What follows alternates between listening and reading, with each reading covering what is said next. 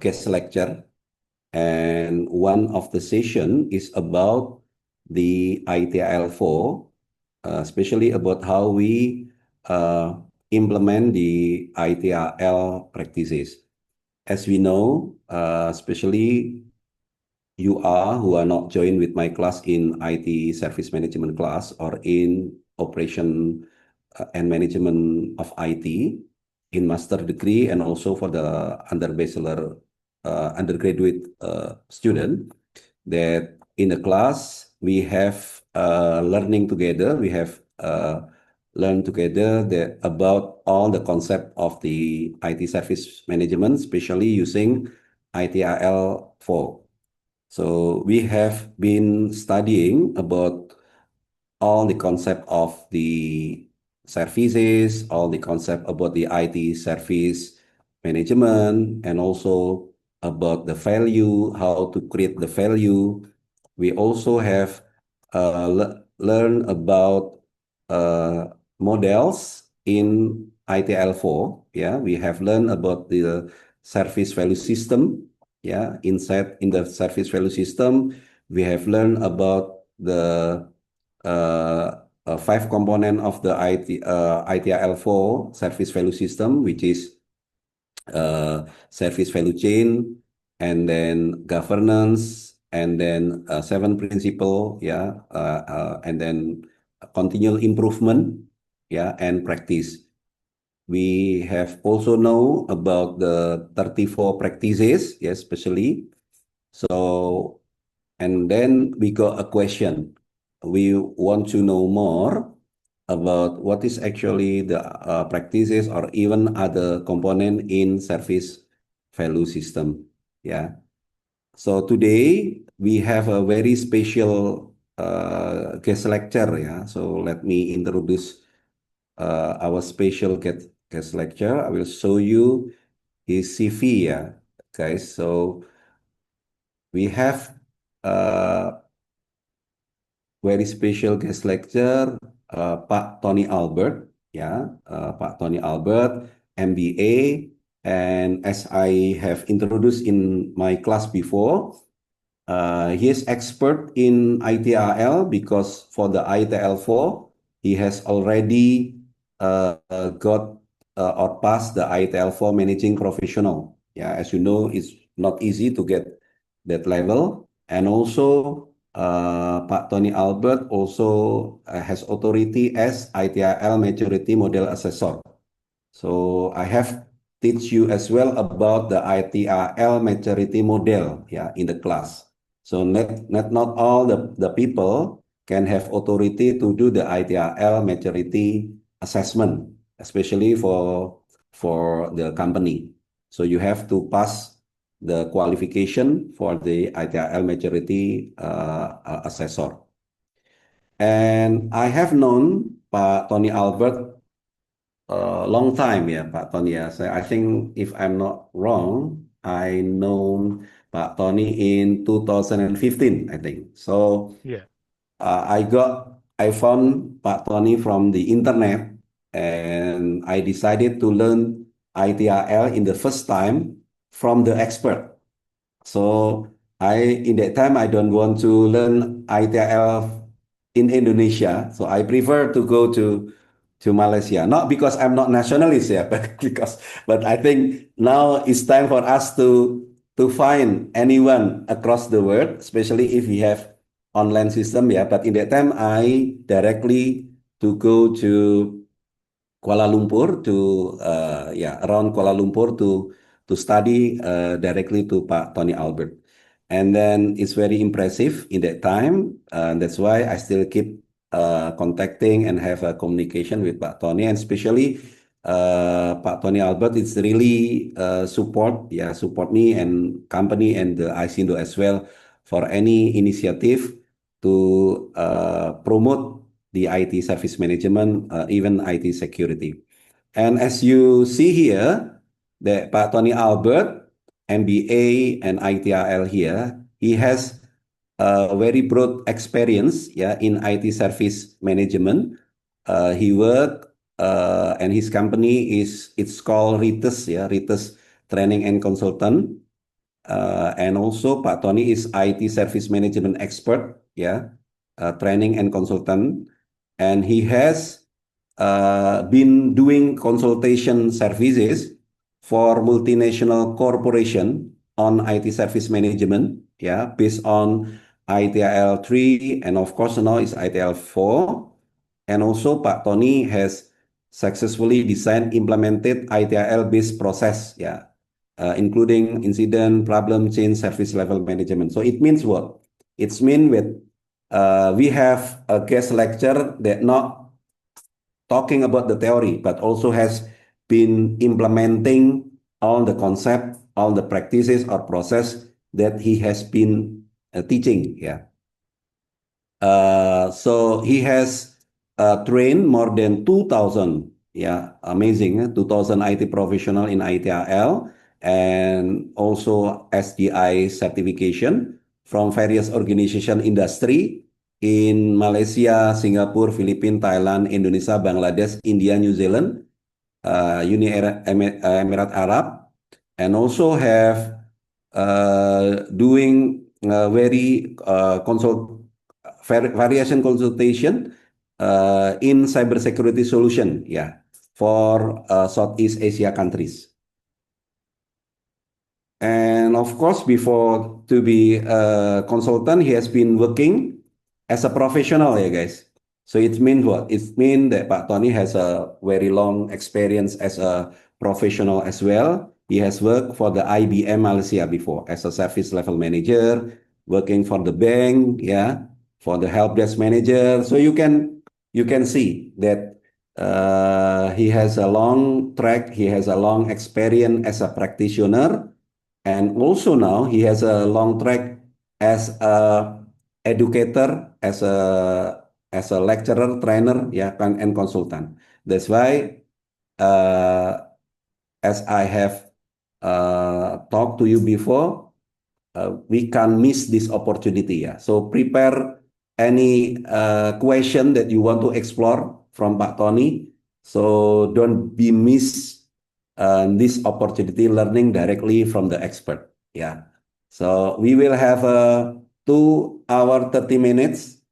I will give all the time to Pak Tony Albert. And again, I know for you that has not viewed the video, please make sure you are in front of the camera, yeah, you are in front of the laptop, yeah, don't miss it, don't miss it. I know you, maybe you can do sometimes others, but again, follow the lecture, because this is very important. You will not have the same opportunity in another time, yeah. So again, please welcome for Pak Tony Albert, and thank you, Pak Tony. Time is yours.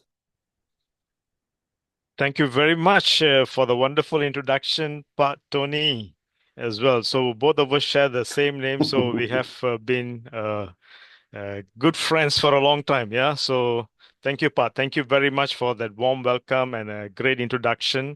And I'm really honored and privileged to be here with you virtually, together with all your students this afternoon, joining you from Kuala Lumpur in Malaysia. Although I've been to Surabaya once, I hope we can meet again in Surabaya. I mean, Thank you, Pak. Thank you.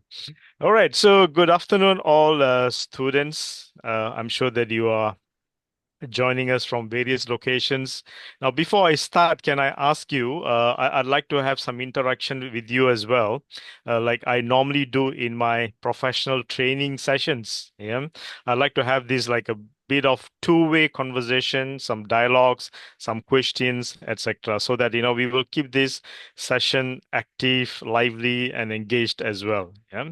So could I ask you if you can just type in the chat, where are you joining from? Are you joining from the campus in the university? Are you at home? Or maybe are you at a cafe somewhere? Where are you joining from? Can you please type this in the chat?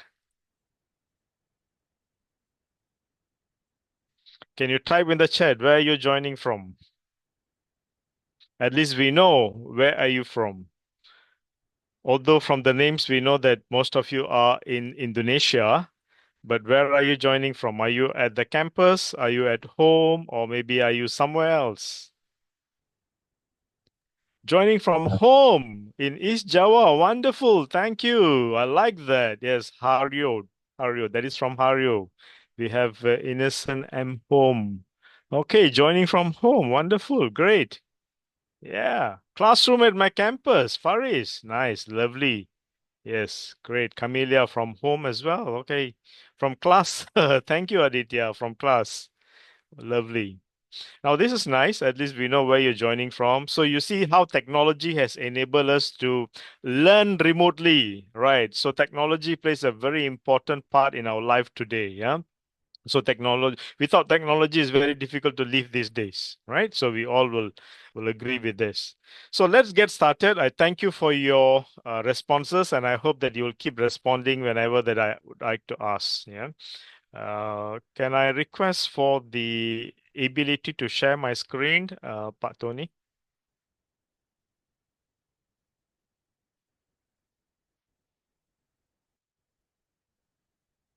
Yes, you can. Now? Okay, thank you so much. Great.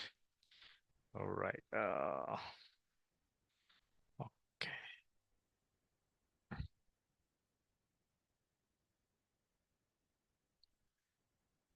Okay, so today's topic is what Pak Tony also has given an introduction. When he invited me to come for this session, he gave me a topic. And this is a very interesting topic that he gave me. How to implement ITIL in a real world environment. Okay. So I've done it a lot of times, but this is the very first time that I am sharing this knowledge with a group of students like all of you. Yeah. So that's really interesting because I'm sure that one day when you graduate and you go out into the real world, you want to use this knowledge, right? So can I also ask you, like, how many of you here are you a bachelor's degree student or are you a master's degree student, right? Are you doing bachelor's or are you doing master's? Sometimes we refer to these as undergraduate and postgraduate. Can you please type this in the chat? I'm asking so that I'll have an idea of, what kind of background, although you are part of the information technology faculty. Oh, nice. Masters, masters, masters. Wow. We have got so many people from masters. Lovely. Wonderful. Masters. Master degree. Awesome. Great. Wow. I'm very impressed. Okay. What about the others who have not responded? All right. Just in case you missed my question, I was asking, what are you doing? Okay. What are you a bachelor's degree or are you a master's degree student? All right. Undergrad. Okay, cool. Undergrad. You have Malvin who says he's undergrad. So you have undergrad, you're postgrad, right? So what are you doing? Okay. Okay, fantastic. Yeah. So keep the answers coming. So that's nice. So the topic today is I'm going to share my knowledge, okay, with all of you in terms of how to implement ITIL, all right, or what we have actually done, more like, some of my own experiences. So I put together this whole content mainly for all of you, yeah, well, mainly for all of you to learn from this lecture, right? So let's get started and get going. So what are you going to learn this afternoon? So let me cover the basics. Okay, so we are going to look at the ITIL fundamentals, like, understand what ITIL is. I'm sure that, most of you have already learned about ITIL because Pak Tony also shared a while ago that, he has taught you about ITIL for the concept, right? The SVS, which is the service value system. You've got five components, isn't it? Right?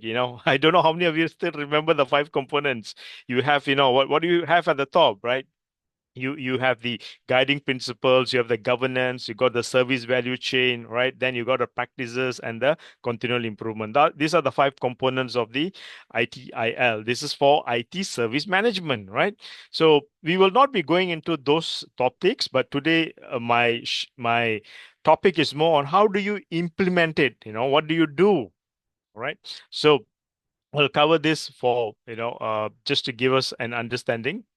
And also we'll look at, pre-implementation assessment, what should be done to assess an organization. And then we'll also be looking at, the roadmap. What are the step-by-step process for successful implementation from planning to execution. And then we'll also be covering some of the core ITIL practices. You also already heard from Pak Tony earlier, right? He mentioned 34 practices. Now, if you're going to implement 34 practices, that's going to be a big task and it's going to take a long time for you to do that. But when you want to start implementing, it's always a good idea to start with the core practices. So I'm going to cover these core practices and show you which are the ones. Yeah. And then we'll show you some, real world examples, scenarios. And also I can touch on career opportunities as many of you will be graduating and going out to the real world, right? What can you do with this ITIL knowledge? Because ITIL knowledge is really valued out there. Yeah. So you can be part of this, industry when you are already out working. Now, as I'm going through this session, if you have any questions, I'd like you to raise your virtual hand. You have the virtual hand button. You can raise your virtual hand and then you can start asking me questions. All right. I'd like to allow you to even ask me questions by unmuting yourself. If you want to speak, I'd love to hear from you. Yeah. So let's continue. So what is ITIL, right? ITIL, just a quick refresher for some of us who may want to, be up to date on what's happening. So ITIL stands for IT Infrastructure Library. Yeah. So I also heard earlier from Pat Tony, he mentioned that you are exposed to ITIL 4, right? Now, how many of you have already learned ITIL 4 fully and remember? Yeah. If you remember ITIL 4, can you put yes in the chat? Yes, type chat in the chat. Type yes if you remember everything on ITIL. I want to see how many of you remember. Oh, by the way, how long ago did you learn this? Is it just recent or is it been like a few months? When did you learn ITIL for? At least give me an answer to that. Is it like 1 month ago, 2 months, 3 months? When was it? When did you learn ITIL? Yes, please type in the chat. Currently, you're doing it. 4 months. Last semester from undergrad. All right, from undergrad. So that must be quite some time. But if you say currently, that's lovely because your knowledge is very current and it should be fresh in your head, right? Okay. Good. Around 7 months. Nice. Okay. So 7 months. Okay. Not too long ago. All right. Fantastic. Thank you for that kind of responses. I love it. Let it keep coming. Yeah. So ITIL, the current version, there's been many versions. Just to give you a bit of history, ITIL 1, ITIL V2, ITIL V3, and then currently we call it ITIL 4. Okay. We don't call it version 4, but we call it ITIL 4 because there was a total revamp in the model and the concepts. Yeah, so it's called as ITIL 4. Now, just to give you a bit of background, when I first got my ITIL certification, it was ITIL V2, and the year that I got myself certified, it was year 2001. So that's like 24 years ago, I got my ITIL certification. Yeah. So since then, I have been, learning ITIL and also teaching people ITIL and helping. I speak ITIL, I think ITIL, and I breathe ITIL. you know, to put in a simplest way. Yeah. So ITIL is what? It is the world's leading IT service management best practice framework. So when you go and talk to companies, organizations, and you ask them, oh, you have an IT department, you got IT systems, how do you want to manage? Most of the companies, especially the multinational global companies, they will say, oh, we want to follow the ITIL framework. Why? Because ITIL is widely accepted. It's like the de facto standard in the IT world. Uh, why? Because it's already been there for long. As I said, ITIL is like 40 years in the world. They started inventing it in the 1980s. So since then, it has evolved to the current version, which is the ITIL 4, which is more suitable for the digital transformation that's happening around the world, right? So what's digital transformation, as you can see today, right? Everything that we do, we've got mobile apps, we have digital wallets, e-wallets, right? We buy everything electronically, right? So everything is moving into digital. So a lot of transformation is happening there. Yeah. So when we use ITIL, it gives us what? Consistency, high quality services that is aligned to the business needs. And every business is different. Not all business are the same, right? Some are from financial industry, some are from maybe manufacturing, some are from the educational sector, some are from maybe medical. We got different industries and sectors. So people who work in different organization and different type of job, they need ITIL, and we can use ITIL to align to this business needs. Yeah. Okay. So ITIL is basically flexible, especially ITIL 4 now, in comparison to the previous version, ITIL B3. The current one is very flexible and adaptable, right? And it's easy for organizations to, take in this and start practicing and using, right? So why organizations adopt ITIL, like we just mentioned, right? There's so many reasons, all right? But if you look at some of the uh, key points, I would say, number one is to reduce incidents, right? So what are incidents? Incidents, what? An interruption, which you don't expect. All of a sudden, system bang, system goes down, application crashes, right? And as a result, people are impacted because you can't log into your systems, you can't, use the technology, right? So it disrupts, and sometimes this can lead to financial losses for organizations and businesses. I personally have seen in my own experience, like, from banking, even like 5 minutes of downtime, the whole banking system nationwide can be down, and it can cause a lot of issues. Yeah. Like for example, in the airline industry, system down, the planes cannot even take off from airport. So there's so many examples such as that, in the real life, where we want to reduce the incidents. Okay, because every time there's an incident, it creates an impact. Yeah. Now, the next one is to improve customer experience, right? So, what would customer expect? Every customer expects there is no interruption, right? Just like all of us. At this very moment, right? I can see that we have 100 plus people, right, logging on to Zoom. I'm also logging on to Zoom to share this knowledge. Now we all rely on what? We want Zoom to work well. We want the internet to work well, right? If one of these fails, finish. There's going to be an incident. So when incident happens, all of us can't be connected. I can't teach, you can't hear, right? And there's going to be a lot of unhappiness, upset, and disruption because we will be frustrated, right? So what is customers' experience? We expect that everything to go smooth. We expect this lecture to work smooth for the next 2 hours so that all of you can learn. So we need the internet to work. We need Zoom to work. We need even your laptops to work. Your webcams, my microphone. All of these are technology, right? To ensure that all of us are satisfied with this services. Yeah. And also to increase operational efficiency. Yeah. So operational efficiency is like to eliminate any kind of waste or waste of resources. Yeah. And then to also support compliance and audits.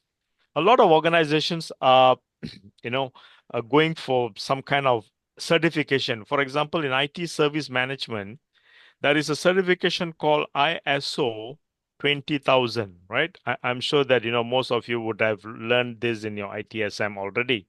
This is the international standard. Okay. So some organization who needs to have this certification needs to be compliant. So they use the ITIL based processes. Now we call them practices to support these requirements. Yeah. And also to align their IT with business goals. Yeah. Because technology is the driver behind many businesses. If you look at all business, right, you remove technology, which business can survive? Right. Literally none today. Almost every business out there are relying on the IT. Yeah. So just to highlight one real world example, right? And I'm sure this will be very easy and all of you can resonate with this because you're in the university environment. So let's say a major university, all right, struggle with frequent Wi-Fi outages. right? And overwhelmed help desk staff with averaging 12-hour response time. What happens? Let's say if you are a student, you're trying to connect to the Wi-Fi. Wi-Fi doesn't, allow you to connect all the time. Wi-Fi is down, down here, there, down, down. Down in the campus, down in the library, and all that. And then you try to contact the help desk, and then they are taking like 12 hours to respond. But then 12 hours is just too long, right? So after implementing ITIL, like incident management, the university reduced the resolution time to under 2 hours. So when that happens, their service becomes better. The student satisfaction score also increases. You know, so this is just one example of a university environment.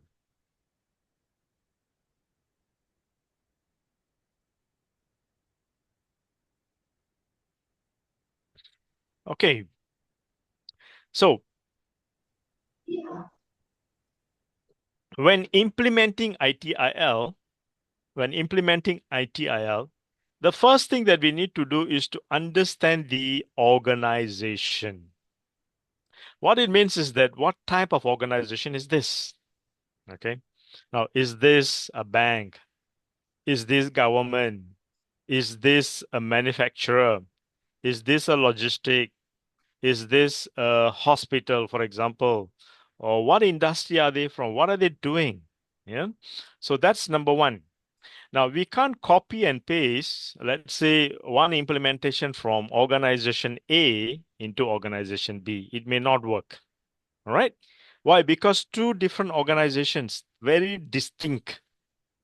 Each one has different way of running business. Yeah. Now, in one of my experiences, I consulted a hypermarket.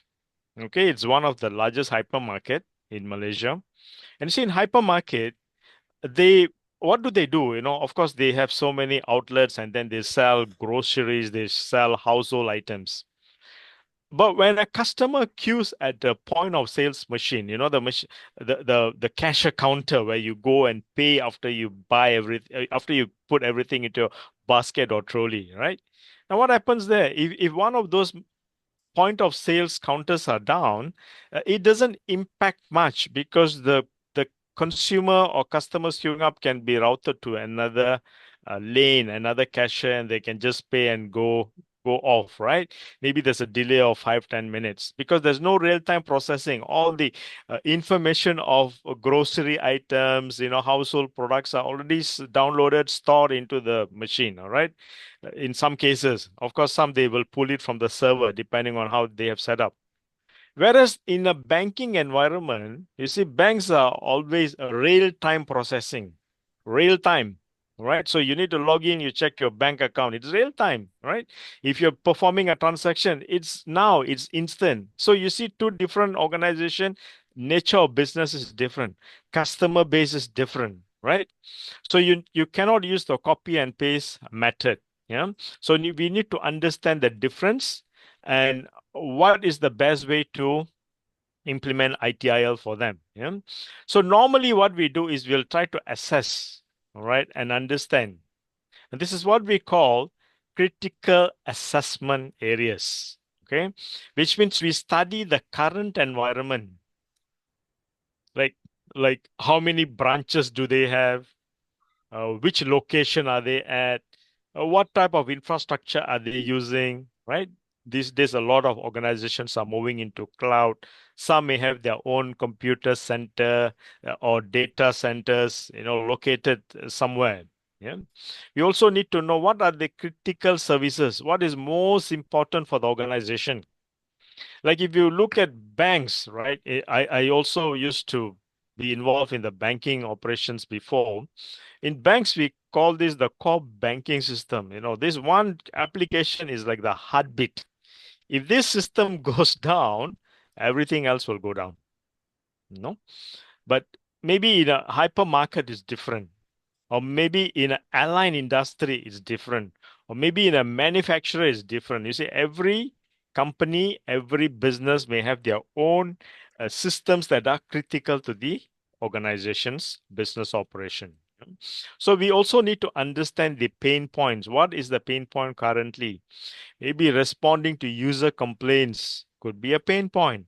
Maybe frequent interruption to services is a pain point. Or maybe there is no control in implementing change is a pain point.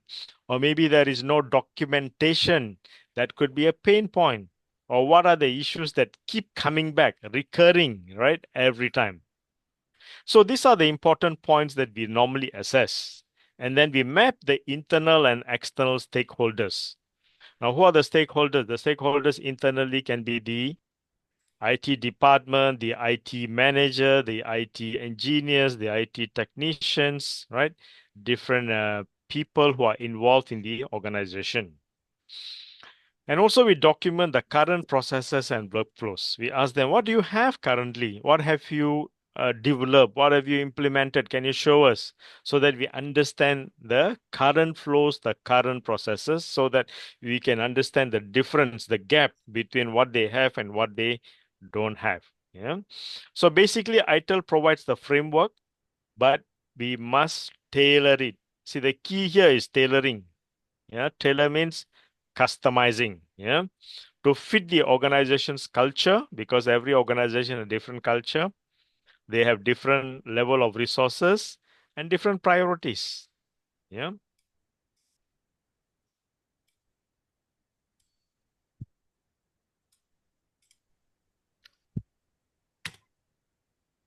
Let's look at the key stakeholders in ITIL implementation.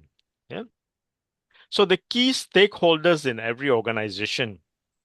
Now, CIO or the head of IT is like the big boss of every IT department. CIO is Chief Information Officer, or sometimes we call them head of IT. He's the big boss who looks after the IT departments. All right. So he's a key man because he needs to provide the authorization, the approval, all right, to implement ITIL. Now, IT managers, there are many managers, for example, someone who looks after a network, someone who looks after the server, someone who looks after the application, the database, the desktop, right? These are all different IT managers. And then we also have the service desk team. The team, this is the first level team that provides support by, uh, responding to a phone call, to a chat, or to an email. All right, they carry out the user communication on a daily basis. They play a very important role in IT service management. Why? Because they are the frontliners. Yeah. And then we have the infrastructure teams, like those who look after the infra, right? Like the server, the network, and all that. Yeah. We also have the application support teams.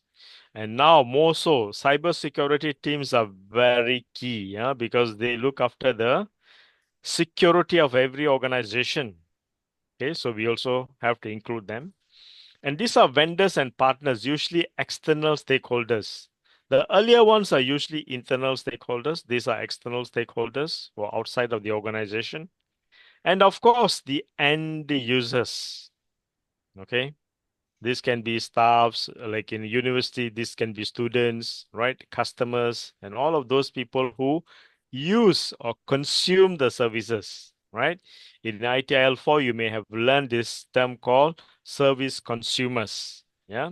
So I'm sure you remember the three roles. There are customers, sponsors, and users. So these are the users. Yeah. Now, I would like to ask you a question. All right. Now, which stakeholder group do you think resists change the most? Like, if you want to implement ITIL in an organization, which among these do you think will resist? Resist means they oppose, right? They don't want the change. They are happy with what is there currently in the organization. Which group or which particular team you think will resist? You go and tell them, okay, we want to implement ITIL, this process, incident, problem, change. Which group you think will resist?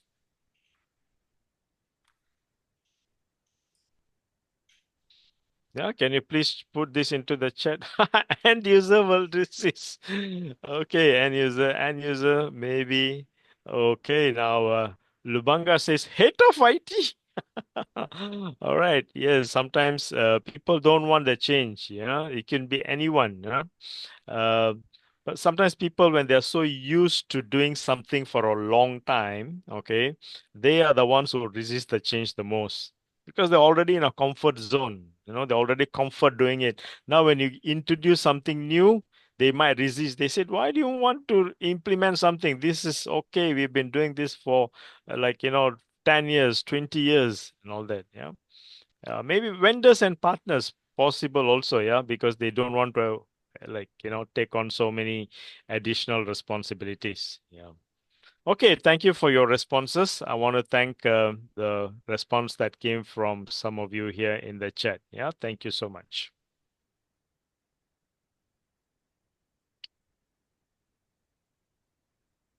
Now let's look at the example of a real scenario, like a retail company that's in crisis. Yeah. So retail company that's in crisis, a mid-sized retail chain with 150 locations faced mounting operational chaos that threatened customer satisfaction and revenue. Yeah. See, for a lot of organizations, this is very important because this affects their revenue. Yeah. Their IT environment was reactive, unstructured, and increasingly unreliable. Okay. Now, what are the challenges? Challenge number one says frequent POS system crashes. POS is the point of sales at the cashier when the consumer pays. Okay. So it crashes during peak shopping hours. Let's say when is peak? Maybe on weekend. Peak is maybe in the evening, right? Causing long checkout lines and loss of sales. Maybe users, the shoppers get frustrated. They will just walk away without buying. So that's a loss opportunity, right? Financially. Now, challenge number two, no formal change approval process. Updates deployed without testing, causing unexpected failures. This is actually change management. Dari mau dulu.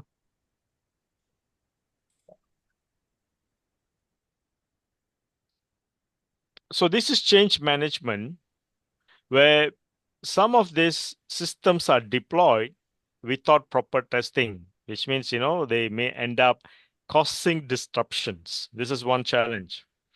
Challenge number three, outages during recently, like a few days back, right? We had Black Friday sales. I'm sure you've seen this online on Instagram, TikTok, and all that. YouTube, they have this Black Friday sale with a lot of discounts to attract consumers. Or now is already December, right? So it's a holiday season. Let's say there's going to be a lot of outages. Oh my, without no escalation procedure, it's going to create havoc. Challenge number four, no centralized ticketing system. So what is a ticketing system? A ticketing system is like a tool that is used to log all the incidents, with historical data, chronological way, and you can pass this same ticket, to different teams so that they can carry on doing the work uh, without breaking the chain. Now, if without centralized ticketing system, issues tracked via email, phone call, and sticky notes is not efficient because people can miss out very important information. Yeah, we'll talk about it later. So, what is the result, right? Complete operational chaos. It's a chaotic environment. Customers are frustrated. IT staffs are stressed. And what happens? Management lose confidence in the technology. Yeah.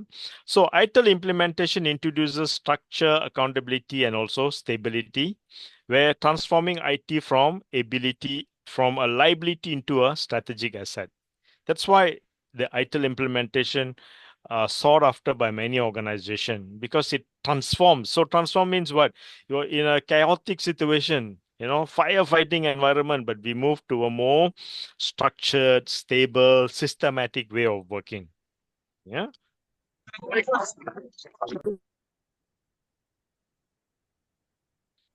So here's the ITIL adoption roadmap. Okay.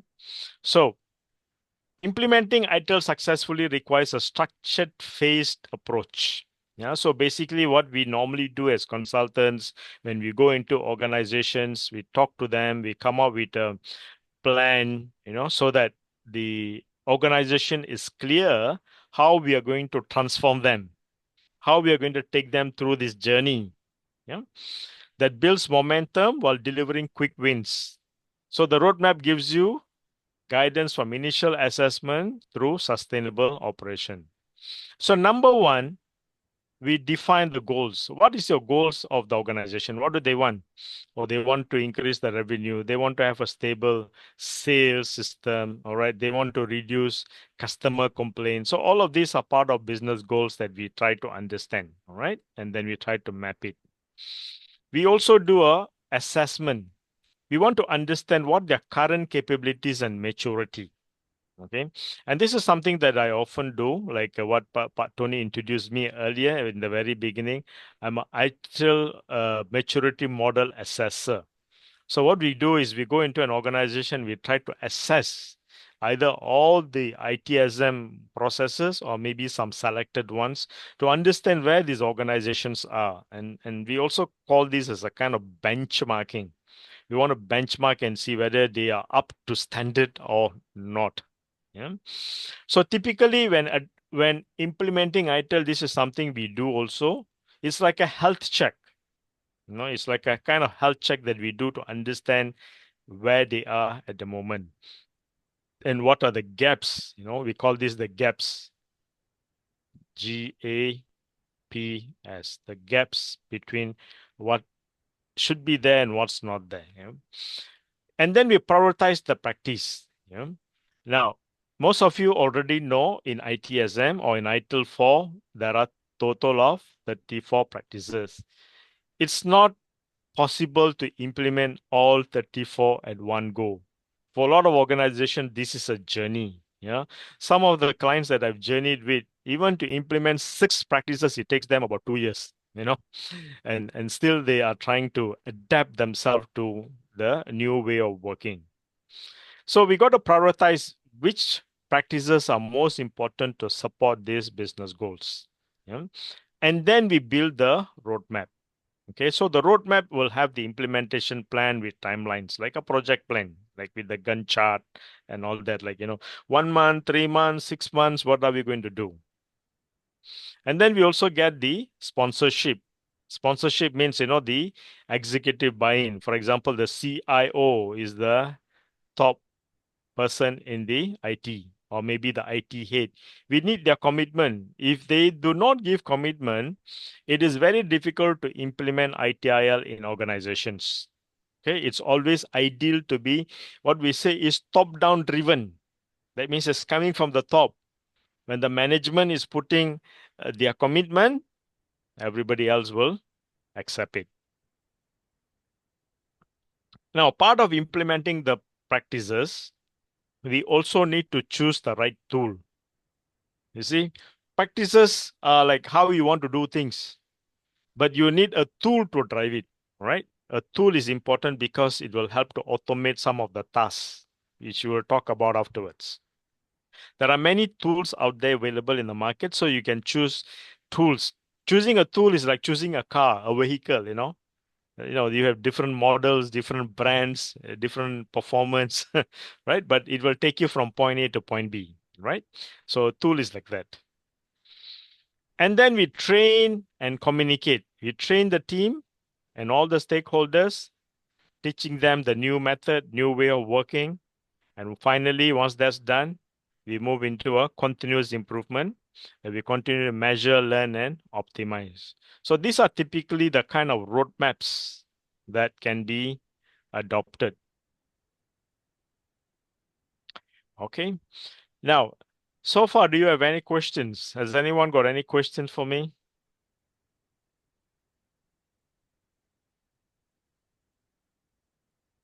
I would like to know your response. Do you have any questions? If you have a question, please put yes. If you have no question, please type no. If you have a question, please not yet. Okay, thank you. Not yet. No questions yet. If you have questions, please type yes. If you have no questions, please type no. No questions. Very good.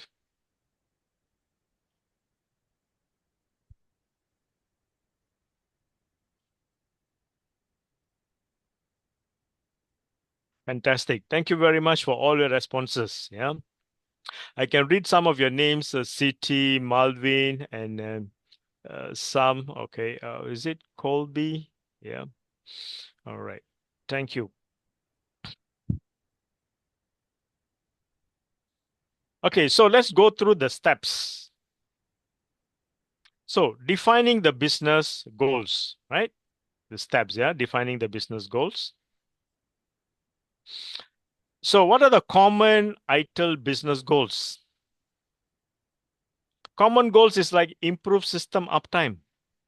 See, if system is crashing all the time, that means system is not stable. Okay.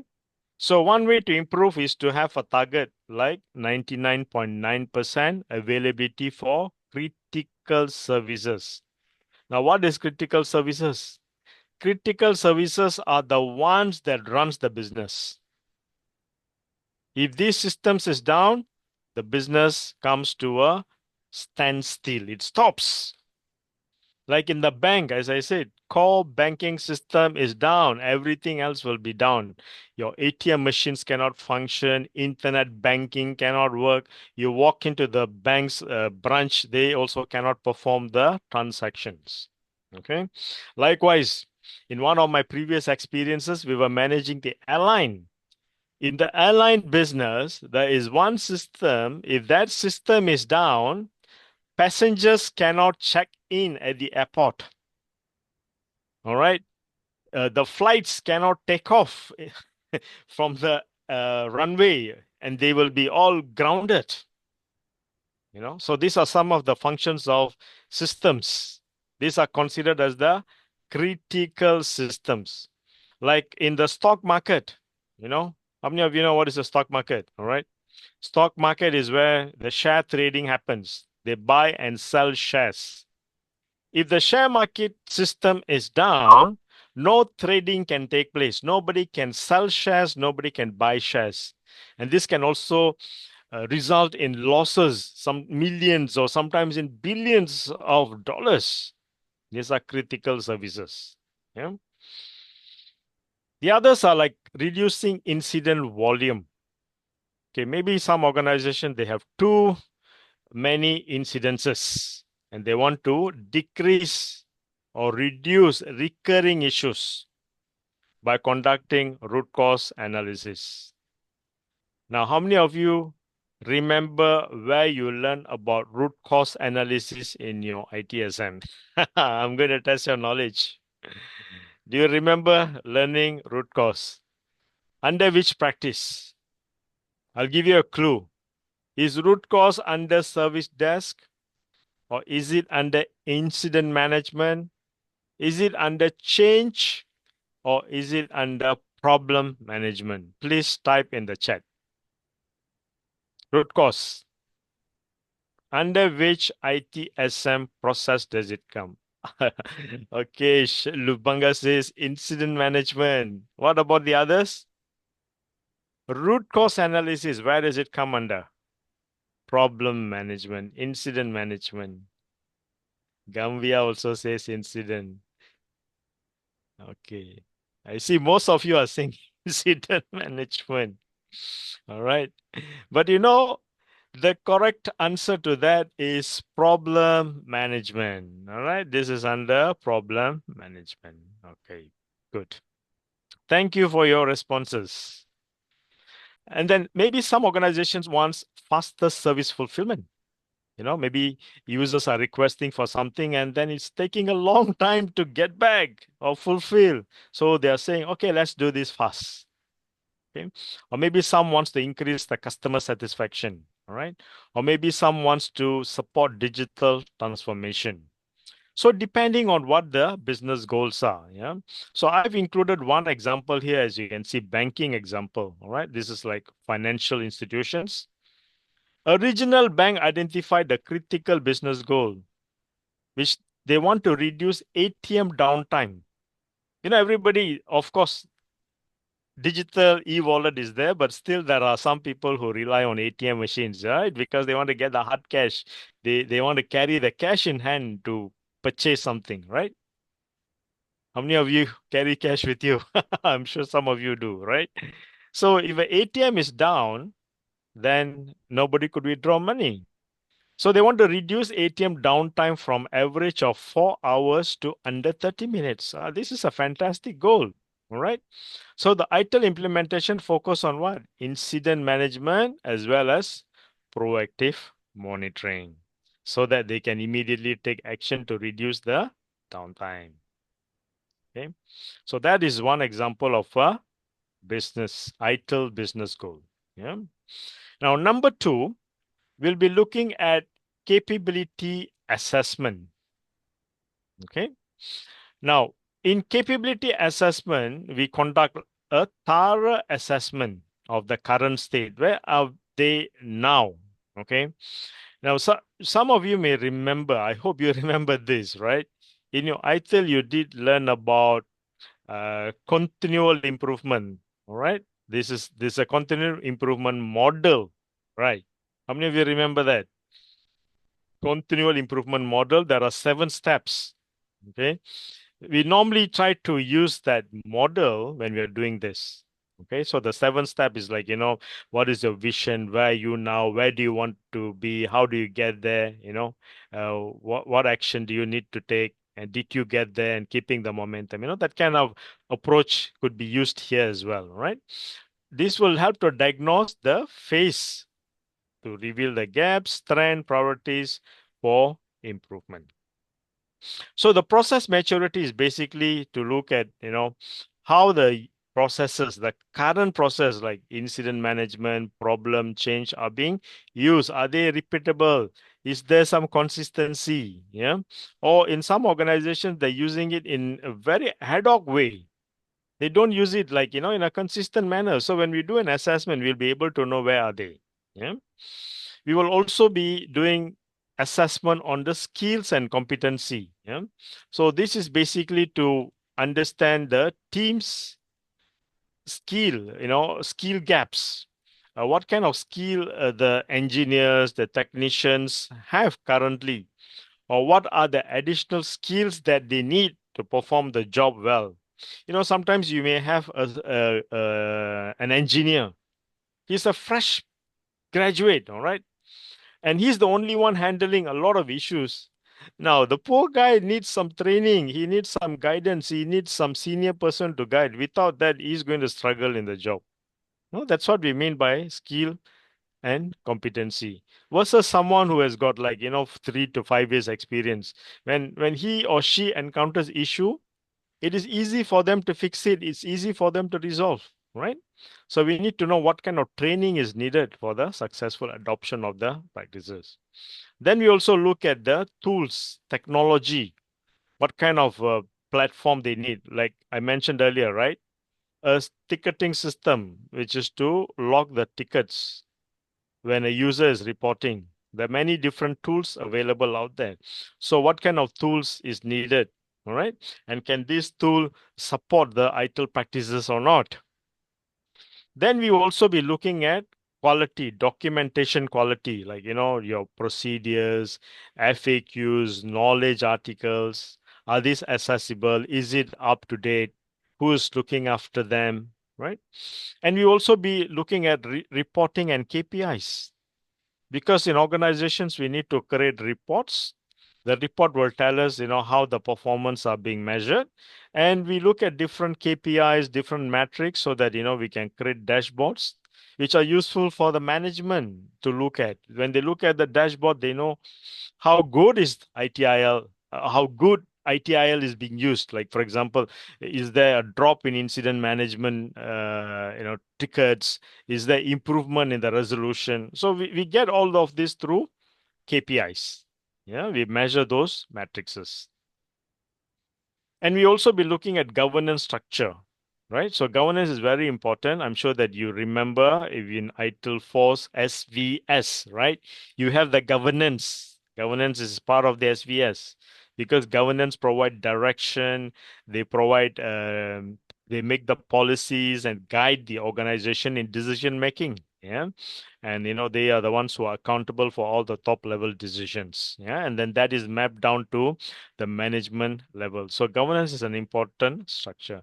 So these are the things that we do at this step to do capability assessment.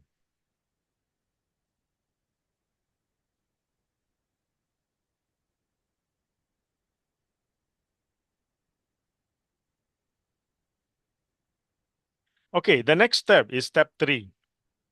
So in step 3, we prioritize the practice.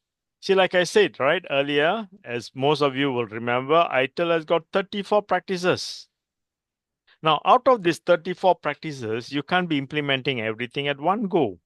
So based on the organization goals, then we select, right? But most of the time, what we recommend is that these practices must be implemented first. Okay. Why? For example, like without a service desk, there is no place for users to call. Okay. Like there was one time I was doing an implementation in one utility company that provides electricity. Okay. This, many years back. When I went into this organization, I found there was no proper service desk. All right.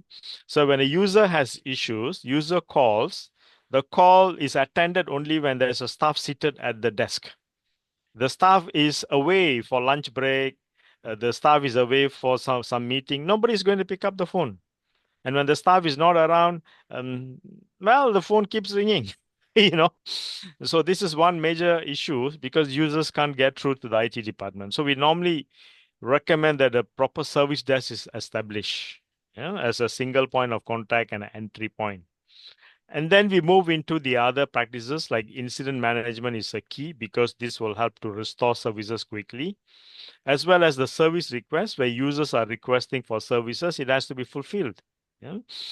And then we look at change because change is also like whenever there is a modification to IT infrastructure, change enablement provides the go ahead because they are the gatekeeper for the IT environment so that no changes happens without being authorized.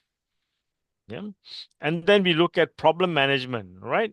I asked this question earlier to some of you who one person gave me the right answer. Where is the root cause under which practice? So this is under problem management. Why we do root cause is to eliminate recurring incidents. Yeah. So you see, these are the core practices. So we try to prioritize them depending on, okay, now let's say we pick 1, 2, 3, 4, 5. Now out of the 5, which one should we do first? Okay, obviously maybe service desk is first. Then should we do service request or incident first? Some organization, they they handle a lot of requests on a daily basis. In some organization, request is less, incident is more. In some organization, changes a lot. So we try to prioritize depending on organization. So like I said, there's no one formula that fits all. So we have to customize them. Step 4. Okay. So in step 4, we build a phased implementation roadmap. Okay. For example, we can create a 6-month plan. Okay. Now 6 months sometimes is a bit too short also. Now depending on the commitment of the organization, if they have resources to support us to drive the project internally, yeah, are they committed? Maybe do they have a full-time staff, or sometimes they only have a resource that's being pulled into many different projects. So all these are quite subjective to organization. But let's say we do a 6 months plan as an example, okay, with a steady progress, okay, that allow team to adapt and learn, and each phase builds upon the previous one. All right, so it's a very solid plan for the service management excellence. So what can we do? Month 1 to month 2. So we can set up the service desk. We can set up the support channels like the phone systems, chats, tools, and all, including the ticketing system. This is fantastic. Once we have it, then we can move to the next phase. Okay. The next phase is where we can do month 3 here first, month 3 to 4. All right. Oh, I'm sorry here. Month 2 to 3 here. Prevention phase, maybe problem management can be launched. All right. And then we can move into incident and service, or also can be this first and this first, depending. All right. And then lastly, we can also implement the change enablement practices. All right. So these are like typically a roadmap that we can build for the organizations. Now, step 5, securing the executive sponsorship. So executive sponsorship is from the top management. So we really need the CIO, IT head. All right. Without their support, we can't implement ITSM. All right. I've seen ITSM fail because there is no senior leadership's commitment and involvement. So it's always good to get their buy-in first. Yeah. So what kind of buy-in we need? Yeah, buy-in to give us the budget. Because if you don't have a budget, how are you going to run trainings, buy tools, right? Or in some cases, they may even have to hire new teams. Like in my own implementation at one time, like the service desk that did not exist, I just shared that in the utility company's environment. They have to set up the tool, all right? So I was part of that exercise to assess and decide or recommend the best tools. And once that's implemented, there's nobody in the service desk because initially they were only using one staff. Now they have to set up a team. Initially, I gave them a recommendation based on their organization. They need to hire 4 staffs plus 1 manager, so 5 in total. And recruiting alone took about 6 months. All right. And of course, when resource has to be recruited, they have to pay salary. Now, who's going to approve the salary? They need to get the budget, right? So this is part of that sponsorship, involvement. Yeah? And then they also have to have dedicated person, someone to help in the implementation. Without dedication, it's going to be tough. Yeah? And policy enforcement, they have to make the compliance across departments. If we implement the practices and nobody follows it, you don't see the results. So it must be enforced. Who can enforce? Top. CIO level can enforce it. Yeah, or IT director levels. Yeah. So this will help to remove any kind of obstacles, roadblocks, resistance. Yeah. So usually when there's involvement from the very top, it's easier to move in that roadmap that I've just shared a while ago in the previous step. Okay. All right. So those are the steps. Now the next one is the implementing practices. Yeah. Now before I move on to the implementing practices, I'd like to ask if you have any questions from anyone in the room. Are there any questions from anyone?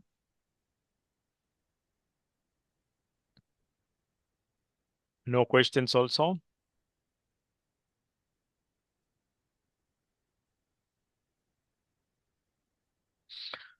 We are halfway through the session, all right, halfway through. So I'd like to ask you if you have any questions.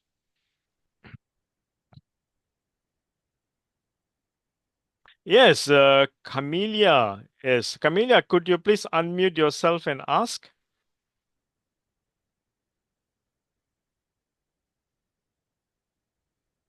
Do you have a microphone? Hello. Hello, Yes, sir. hi. It's my Hi.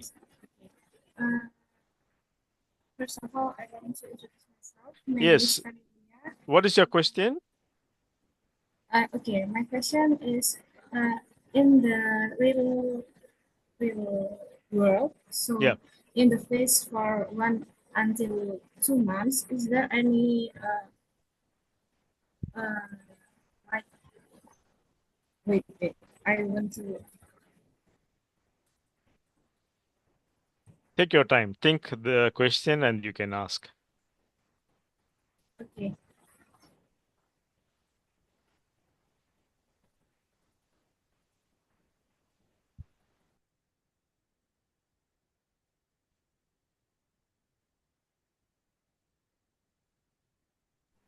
Okay, I will continue to ask the question. So, Sure. in the practice, in the phase 1 until 2 months, what fails the most often in the process are the tools, and how can we anticipate this from the start so that fail cannot in the future. Can you please repeat the question? I'm trying to understand the question clearly, or you may want to type it if you Okay, are more I'll type it. comfortable in typing. Okay. Yeah. Please type the question and let's discuss that.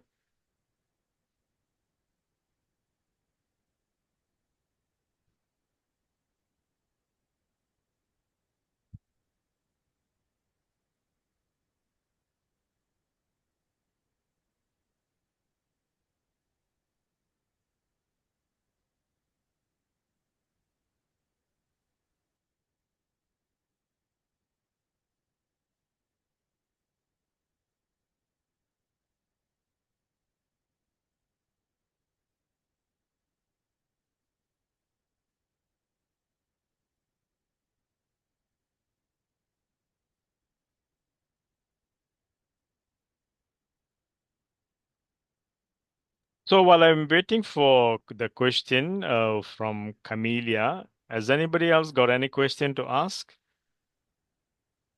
Yeah. So if you have any question, you can always ask. I like students who ask questions. Okay, thanks, Camelia. In practice, during the first 1 to 2 months of implementation, which most factor often become the main challenge, process, people, or tools, and how can we anticipate this from the beginning? I think this is a very interesting question. All right, so you're looking at the three main area: processes, people, or tools. Now, based on my own experience, implementing the process is not a big challenge because once you understand what practice you need to implement or processes, because you have a guideline already. ITIL 4 gives you a guideline. You can map it and you can make it practical. That's quite straightforward. All right. You may not encounter challenges because you can come out with the practices or processes quite easily. People could be one of those who resist the change, right? What I have observed in my own past experience, like in one organization, I've drafted all these practices, I actually implemented for them service desk, incident management, problem management, change service level. Okay. 5 of them. Now I go back to this organization, like, 1 year or 1.5 year later, the CIO invited me to come and do an assessment. He says, Tony, can you come and assess and see where are we now since the time we implemented? Now, when I go back and check, some of these practices are being followed, but problem management is zero. People are people finding it difficult to follow problem management because it needs a lot of work, like doing RCA and all that, right? So you see, the one who's resisting is who? The people. But of course, this organization has already implemented the tools. They spend, like, I would say maybe about, let's say, 50,000 US dollars. Quite a big sum, if you convert into Indonesian rupees, 50,000 US dollars to buy a very good tool. So the organization invested the money. All right. So money was already there, bought the tool. They engaged me as their consultant to write the process. Process is also there. But later, when we go and check who is not doing the work, who is not following, is the people. Yeah. So same thing with even incident management, like some of the tickets are not properly updated. Yeah. So tools is there, process is there, but people. So to answer your question, people are most of the time the most resistant to any changes. Yeah, so this needs a kind of continual guidance, teaching, nurturing, and also changing the mindset. If you ask me, in my own experiences, I would say it's all about human factors and human mindset because they need to understand why we are doing it. We are doing it to improve efficiency and to make things better. If only everybody can come to that realization, and if everybody follows it, then things will move smoothly. Yeah. Does it answer your question, Camilla?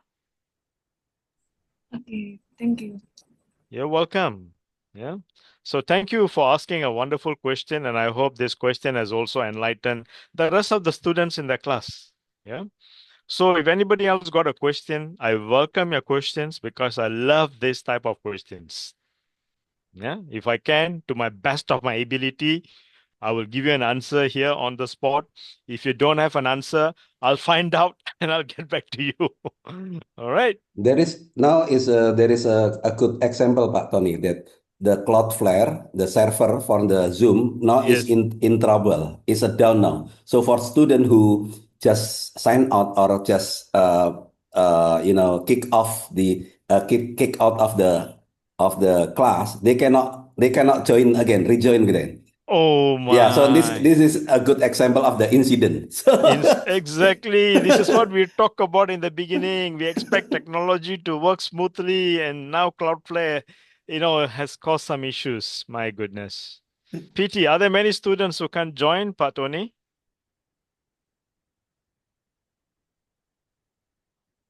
Sorry, you're muted. Yeah, about 10 students maybe report to me, something like that. But it's okay. Yeah, Yeah. because that's out of our control now. Yes. So you see, this is what happens, technology sometimes fails. All right. Yeah. Okay. So I know Cloudflare has been having some issues, so never mind. We hope this can be resolved and then everything can be back to normal. All right. So now we are here for 1 hour and 15 minutes already. We've got roughly another 1.5 hours to continue. Can I propose a 5 minutes biological break if you understand what I mean? All right. A 5 minutes break just in case you need to go to the washroom or to grab some drink or whatever. Is it okay with everybody? 5 minutes? Okay, yeah, 5 minutes break and then we can start back. Yeah. Is it okay, Pak Tony? You're Yeah, it's okay? okay. Yeah, okay. Silahkan buat yang mau break, ambil minum dulu, coffee or anything, toilet. That's fine ya, 5 minutes ya. Please come back. Don't sign out, don't sign out Don't. because because there's a problem with the server ya, the Zoom server. Don't sign out, just leave the camera on. I mean, the leave Zoom ya, and then back again. It's Yes. 5 minutes. Yeah, don't log out. Stay on Zoom. No, Stay on Zoom. Just mute yourself or camera and then you come back. Yeah, 5 minutes. So it's 4:14, right, in your time zone. So let me say it's 4:15. We start at 4:20. Okay, 4:20 p.m. your time. Okay, we'll start at 4:20.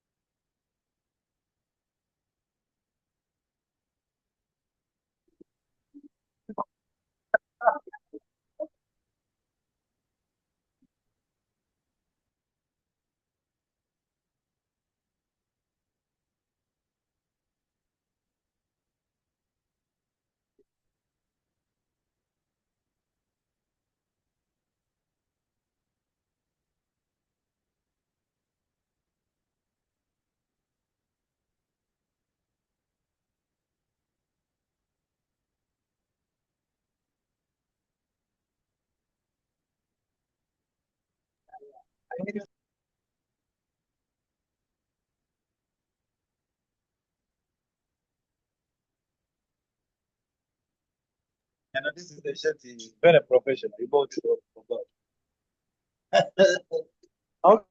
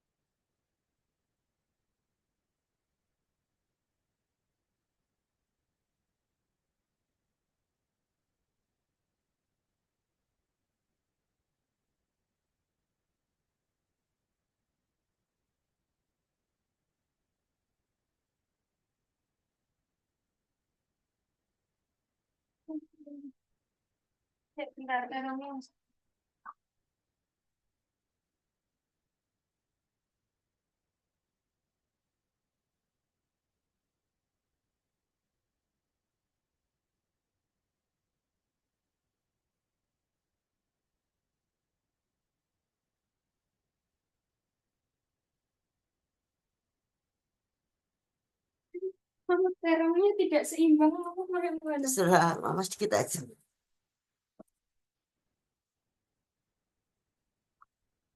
Tidak seimbang, tidak seimbang. Mau tambah enggak?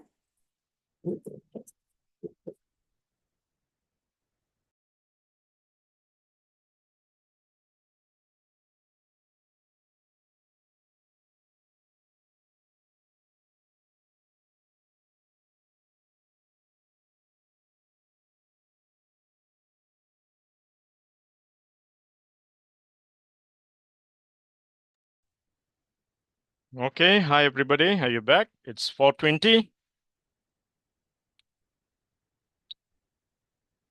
If you can hear me and you're back in the class, students, if you're back in the class, I want you to type in the chat, I'm back. Students, if you're listening to me, you can hear me. Very good. Yes. Very good. Thanks. If you're back, can you please type, I'm back? I'm waiting for all of you to respond.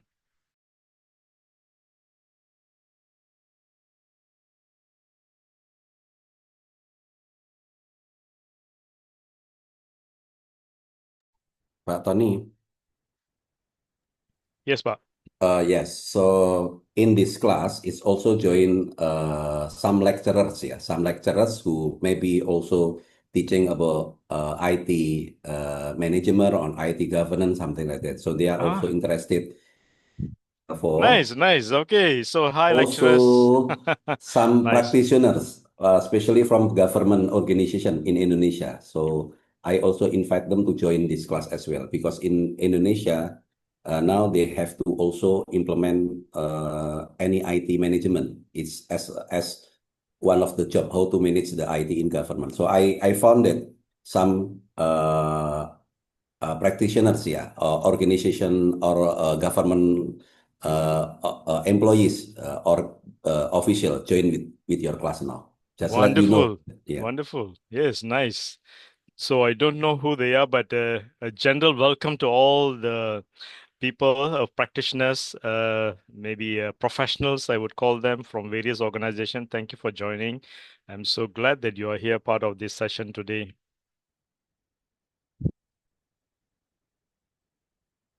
Okay, thanks to all the students who have responded that you're back. All right, so that shows that you are still engaged, you're listening. Wonderful, thank you.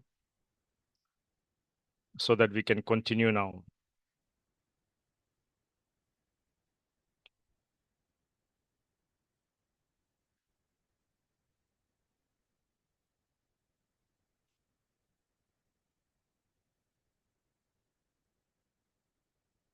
Just give me 1 sec. I just need to close the door. I can hear some.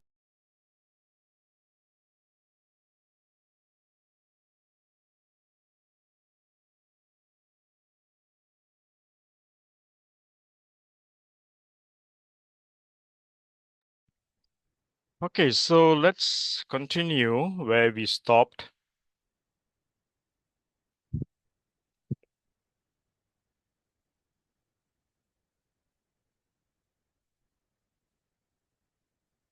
We were talking about the implementation roadmap. All right, and then we stopped at this slide here on implementing the ITIL for practices. So here we're going to focus on the practices. Okay, so I've got a couple of practices here. As you can see, the service desk is a very important practice.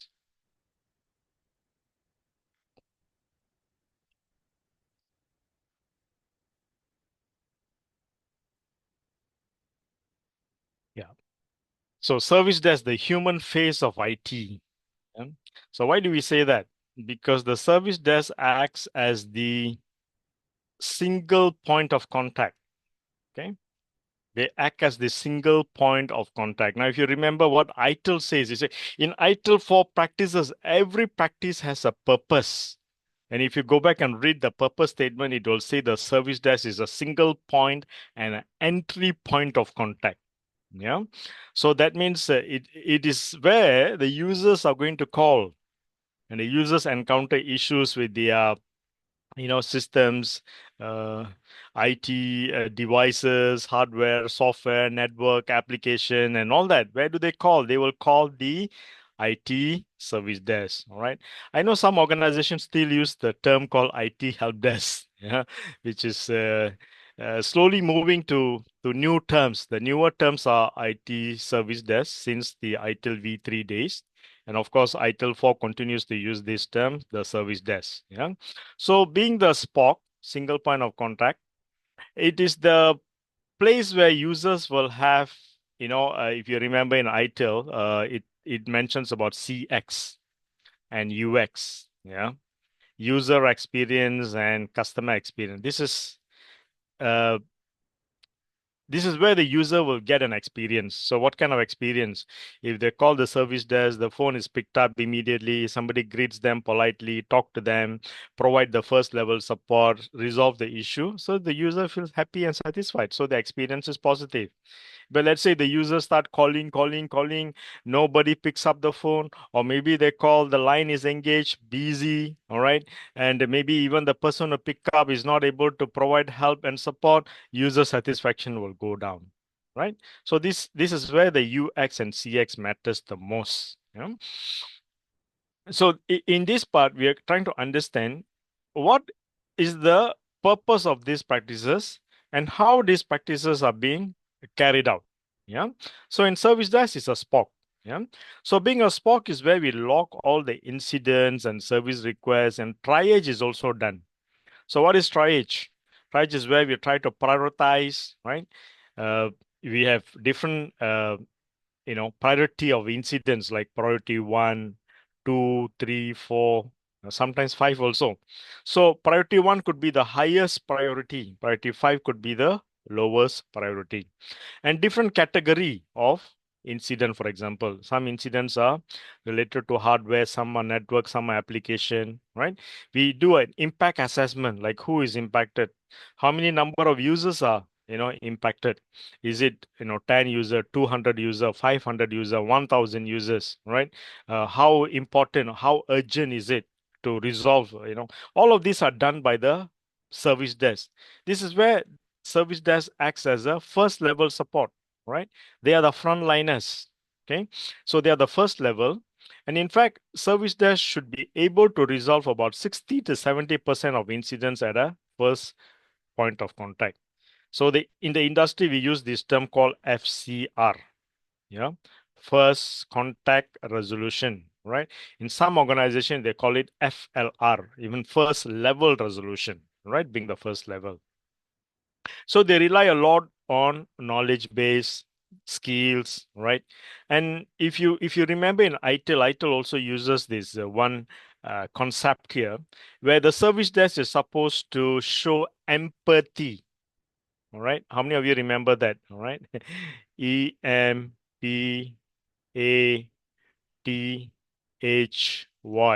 Yeah, HY. So what is empathy? Empathy is showing empathy. This is not sympathy. Empathy. I empathize with my users. I know, for example, right, earlier before the break, Pat Tony said some students are not able to rejoin back. Now, I as a lecturer today, I empathize. I know how it feels when you cannot rejoin. I empathize because I want my students to be part of this class, but I cannot have them. Then I'm empathizing. But at the same time, I'm limited. I can't do anything. Yeah. This is the meaning of empathize. Yeah? So when users are not able to use the services, they feel frustrated. The service desk people, the frontliners, okay, should empathize. You see, I put a very nice picture of this person here with a smiling face. I selected this picture because the person who provide the support should be friendly. The one who provides support must be empathetic. All right. No matter how the customer or the user acts. Some user could be frustrated, angry, and all that. But the one who providing support must have the soft skill. Sometimes we refer to this as a EQ. They need to learn how to use emotional intelligence to deal with human beings, because all users are humans, just like you and I. Yeah. So they also need to have what? Proactive communication skills. They need to be proactive in their communication, like keeping users updated about issues, telling them about when issue can be resolved, managing the expectation so that it reduces the frustration during resolution. Yeah. And if you look at some real world scenarios, okay, common situations, okay, major incident, email system down affecting 500 users during business hours. Oh, imagine, the service desk is going to be overwhelmed with calls. Imagine 500 users are calling a service desk. The phone lines are going to keep ringing and busy. I have seen this in my own experience. Okay. I previously have managed a large service desk with about 50 staffs in my team, all right, who work around the clock, okay, supporting a large bank in Malaysia and Singapore. We had a total of 20,000 end users. This is one of the largest bank. When a system goes down, let's say on a Monday morning, we get calls flooding into the service desk. Typically in one day, we can get like more than 1,000 calls. Although I have 45 to 50 staff, they are not in the office at the same time because they work on shift basis. Some are on leave and all. I may have a maximum of 20 to 30 people at one time. Now imagine 20 to 30 people to handle 1,000 calls is not something easy. Yeah. And this is where, we struggle to provide the best support. And this can happen in a typical service desk environment. Yeah. Okay, now recurring issues like, uh, third report this week of printing failure. Huh? Printing failure. Finance department, let's say month-end closing, you don't give them a report. They will scream and shout and yell because they need some reports. Yeah. Or maybe even a VIP user. Who is a VIP? Usually in organization, VIP are always the top people, like the director, the CIO, CEO. We refer to them as the C-level people. Yeah. When their laptop cannot work, like cannot connect to a projector, for example, before presentation, what will happen? The CEO will be very unhappy, frustrated, So they're going to call the service desk and say, hey, can you send somebody to help me or get it done, fix it right now? Yeah. So you see, the service desk is going to face a lot of these type of issues and situations. Yeah. So service desk plays a very key role in user and customer experience.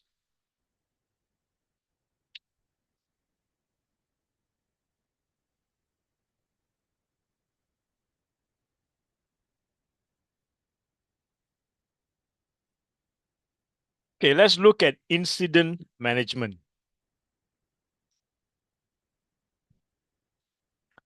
Now, in incident management, what do we do? Incident management is about service restoration. To restore normal service operation as quick as possible. Okay, so what is an incident? Typically, an incident is an interruption, something that you don't expect to happen. It just happens. Like today, we didn't expect Cloudflare to cause issues. It's happening right now. Yeah. And if you are up to date, or maybe you've read some news, like I believe it was last year that we even had some issues with, some security issues that impacted globally. A lot of organizations were impacted. Yeah, CrowdStrike. Yeah, there was a blue screen, and then because of a small file that impacted the updates, and the updates didn't go through, and all those machines, Windows machines, were impacted. Blue screen, and a lot of industries were impacted, like the financial industries, the banks, the airlines, even hospitals, right? Manufacturing, governments. So what happens? A small IT issue can cause a global issue. Now, millions of people were impacted, especially when airplanes cannot take off. A lot of airlines have to cancel their flights. People were stranded in airports. Hospitals, that's supposed to perform surgery, they couldn't perform it. Patient database were inaccessible, right? Transportation down, banking systems down, right? So these are all classic incidents that happens. Yeah? So when incident occurs, this must be resolved as quick as possible, right? So that the impact on business can be minimized and users can continue working. Yeah. So what are the activities that's normally carried out by incident management? Okay. Typically logging of incidents. All right. So earlier we look at service desk. So when users contact the service desk is the one that will open the ticket. All right. This is what I mentioned earlier, ticketing system or a tool that is used to log the issues, right?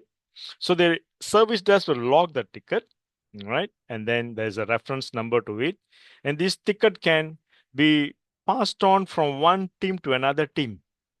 They can pass this to maybe an application team, a network team, a database team, so that everybody can use this tool to manage that situation. Information can be passed. It can also track your timing, the time you open the ticket, and all. We can categorize the type of incidents, all right? Like some incidents are hardware, some are network, some are software, application, database. So we can categorize them. We can prioritize them like using a priority code, for example, priority 1, 2, 3, 4, or even 5, okay? We can also do escalation. Usually the escalation goes to support teams. Okay, there are two types of escalation. Normally, we call it functional escalation because it goes to support teams. We also have hierarchical escalation, which goes upper level in the management hierarchy. Yeah. So depending on what type of escalation is required, escalation can happen. And then the resolution to fix the issues, to restore the functionality. Yeah. And lastly, the closure. All right. Verify the resolution, document whatever that has been learned into the system, and then that's it. It's done.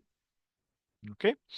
So incident management is very important. And here's one critical incident example that I've included. Okay, taking into consideration a major bank's online banking platform that experiences a complete outage. Customers cannot access accounts or complete a transaction. What's the impact? Oh, wow. Thousands of users affected during peak morning hours. Imagine, if this type of thing happened on a Monday morning, like I shared with you, I've seen it. All right. Users are frustrated because they want to perform some transaction and the banking system is down. Okay. And this, of course, will trigger immediate escalation as a priority critical one incident, right? Maybe we need to get senior technical resource and have some communication protocols, to communicate to customer what's happening and all. So like right now, as we speak, if there's a problem incident with Cloudflare will definitely come out with a communication now. A lot of users who are using Cloudflare would have already contacted them, and they are maybe overwhelmed with ticket, through, I don't know, phone calls or emails or chats and all that. So they have to come up with a communication to say what's happening. How soon can this be resolved? Who are the users impacted? Yeah. So this is what incident management does: rapid restoration of the services. Now, in terms of service request,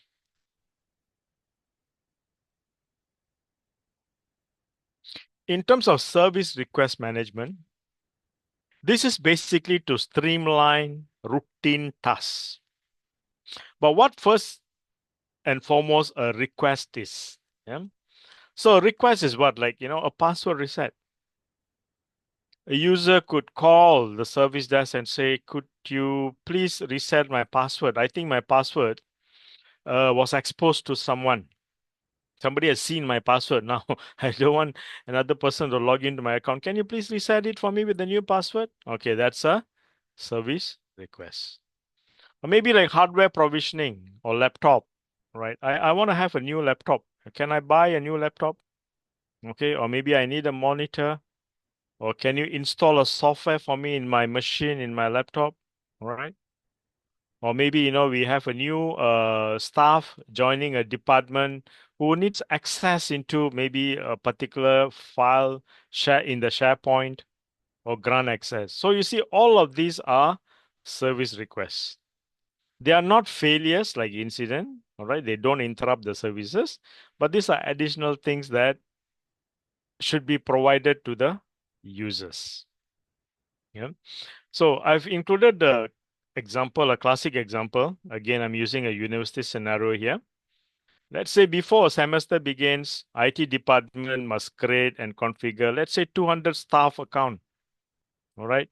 Prepare the laptops, set up email access, all right, grant permission, all within 2 weeks window. Okay. So standardized request flows make this massive undertaking manageable and repeatable.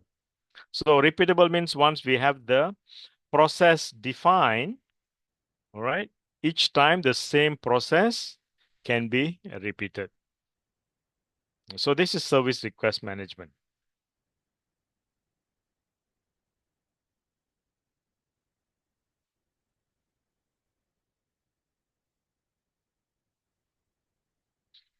Okay, moving on to problem management.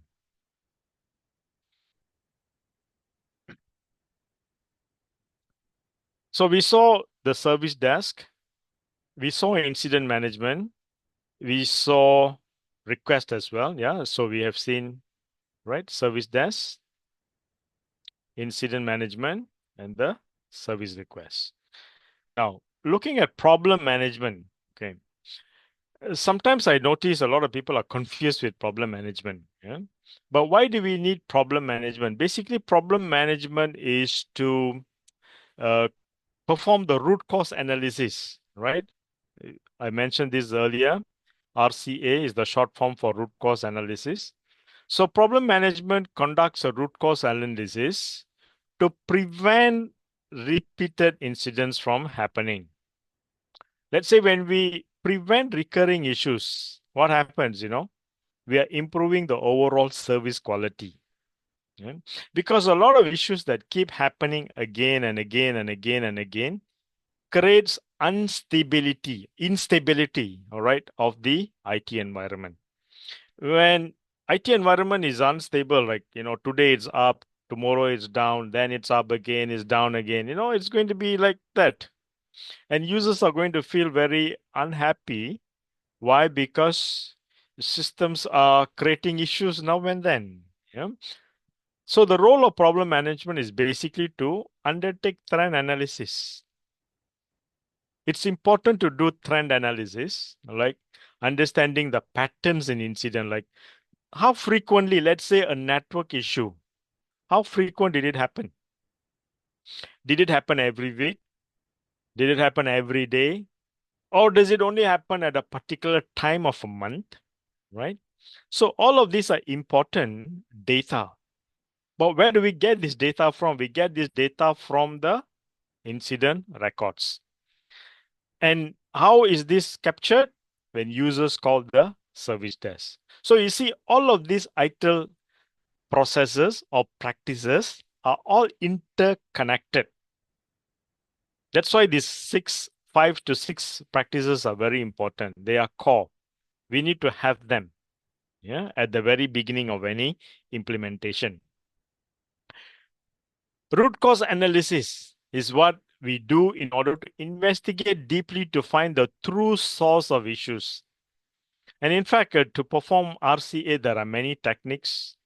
In fact, I do conduct workshops on, performing RCA. There are many different techniques that we can use. For example, like, 5 whys is a technique, 5 WHY, yeah. Fishbone diagram, Ishikawa diagram, Pareto analysis. These are all techniques that we can use to perform the root cause analysis. So in my earlier example that I mentioned, in one organization that I was, engaged by the CIO as a consultant to implement the ITIL practices process, I've helped them draft out these processes, problem management, but they have not followed these processes. All right. And then we found out one of the gaps or one of the difficulties is they don't know how to perform the root cause analysis. They have not learned the techniques also. Okay. So now we are going to teach them these techniques. So the IT department is quite big, 70 plus people. We're going to take them through a series of workshops to teach them these techniques. So you see, we can have the processes, practices, but sometimes the knowledge, the competency of the people, right? And this is something that has to be done ongoing. Let's say today we train a group of people, and maybe 2 years down the road, they may have been transferred to other departments. Some may have left the job, new people join, newcomer, right? You see, this is why the knowledge has to be continuously updated.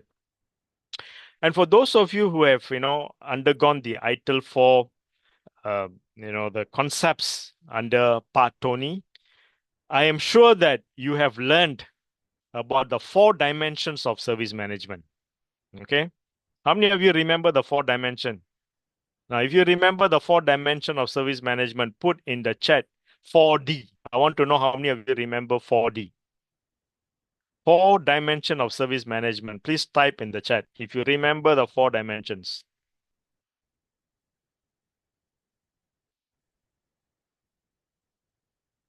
The first one to answer is Adi. Yeah. Thank you, Adi. I give you a round of applause. Good. Adi, if you don't mind, Adi, can I request you to unmute? Let's have a short, conversation. Adi, Yeah, sure. Yeah, Adi. So what do you remember, Adi, from the 4 dimension? Okay, so the four dimension is first one is the organization and people. Second Mm. one is information and technology. Third one Mm. is partners and suppliers. And then the last one is value streams and processes. Very good. I'm very impressive. You remember them. Yeah. Thank you. So, can I ask, under organization and people, which aspect is important? What do you remember? The important aspect of organization and people. Yes. For me is the both of the organization and people itself, because if we have an organization, Mm. we need to control. I don't know if the control is the correct answer or not, but as an organization, we need to at least we control our employee, like we have this some kind of value, and then we need to everyone to follow the value of our organization. Okay, very good. Okay. Thank you, Adi. Thanks for your input. Okay, I like that.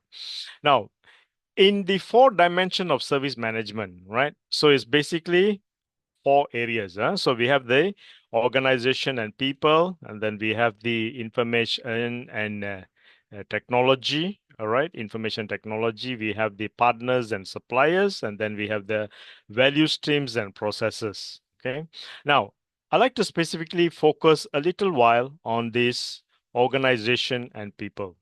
Now, organization people aspect focuses on the structure of organization, the leadership, the culture, as well as the roles, responsibilities, and competency of the people.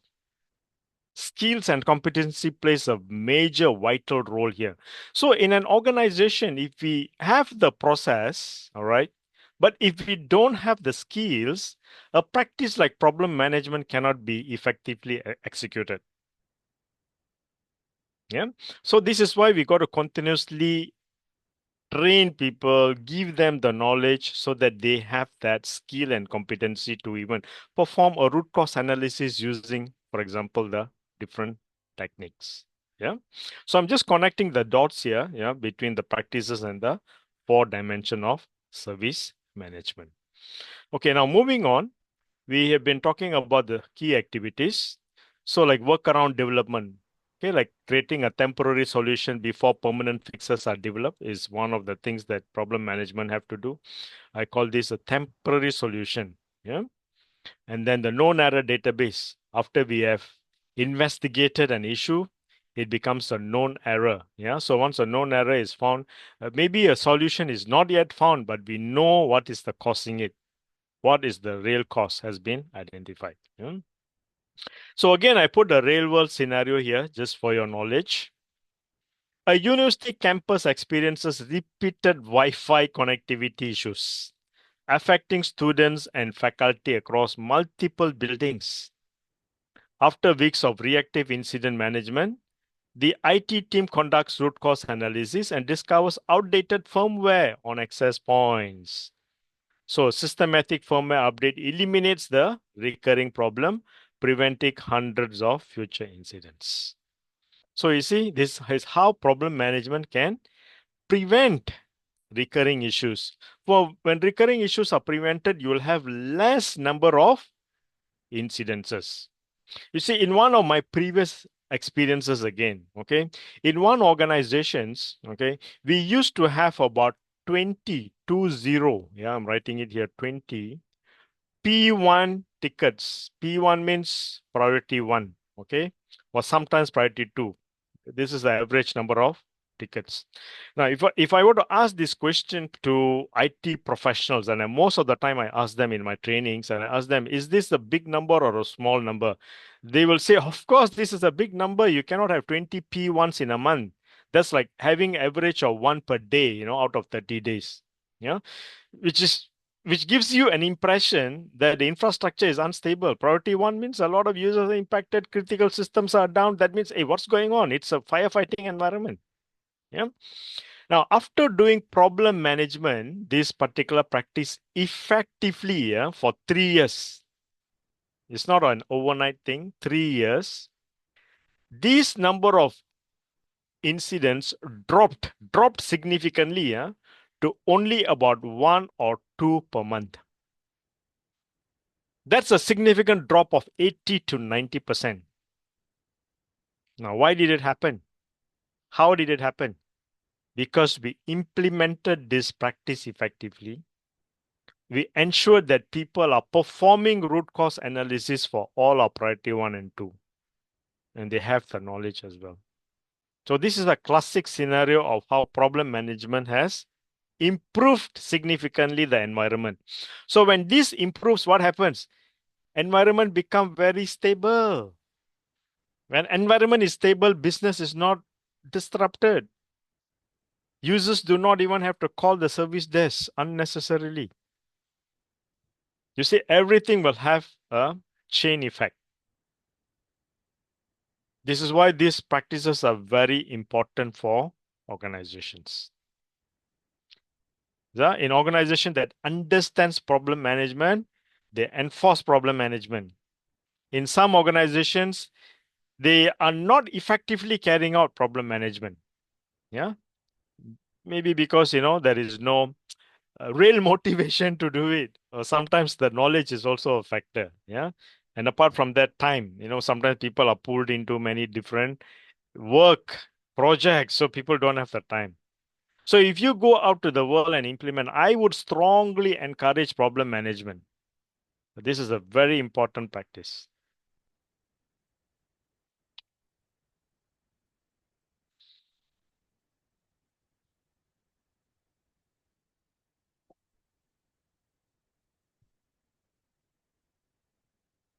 Okay, let's look at change enablement.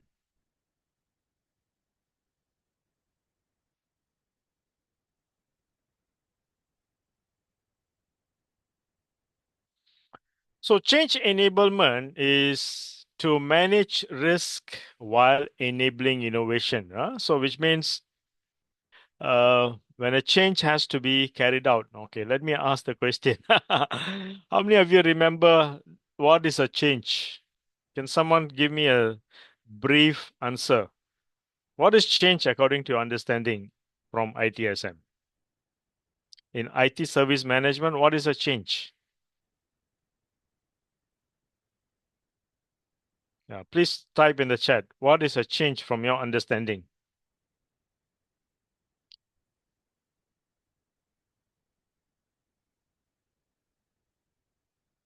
What is your understanding, this word change? What does it mean? Yeah, if you know what is change, yeah, put in the chat. Great. Thanks, Adi, again. Change is a modification. Yeah, modification, definitely. Modification is definitely part of change. To make something different. Audika says to make something different. Thanks for the response. What else? What is your understanding? All right. Doesn't matter even if it's not accurate, or doesn't matter even if it's not perfect. It's okay. All right. Disrupting from the normal functioning.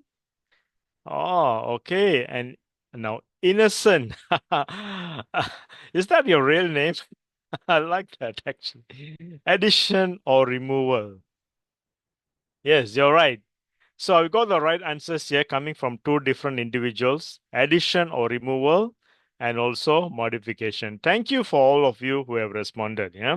So change means it's when you add something,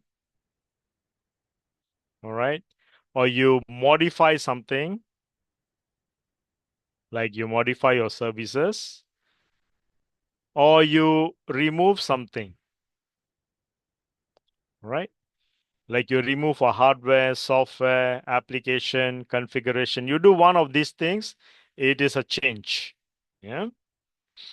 So this is to ensure that we implement them safely with approval.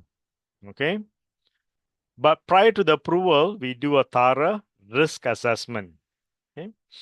Now, if you don't do a risk assessment and you allow one of these activities to be carried out, the consequence can be quite damaging, because sometimes when you add something, you modify something, you remove, it can create an incident.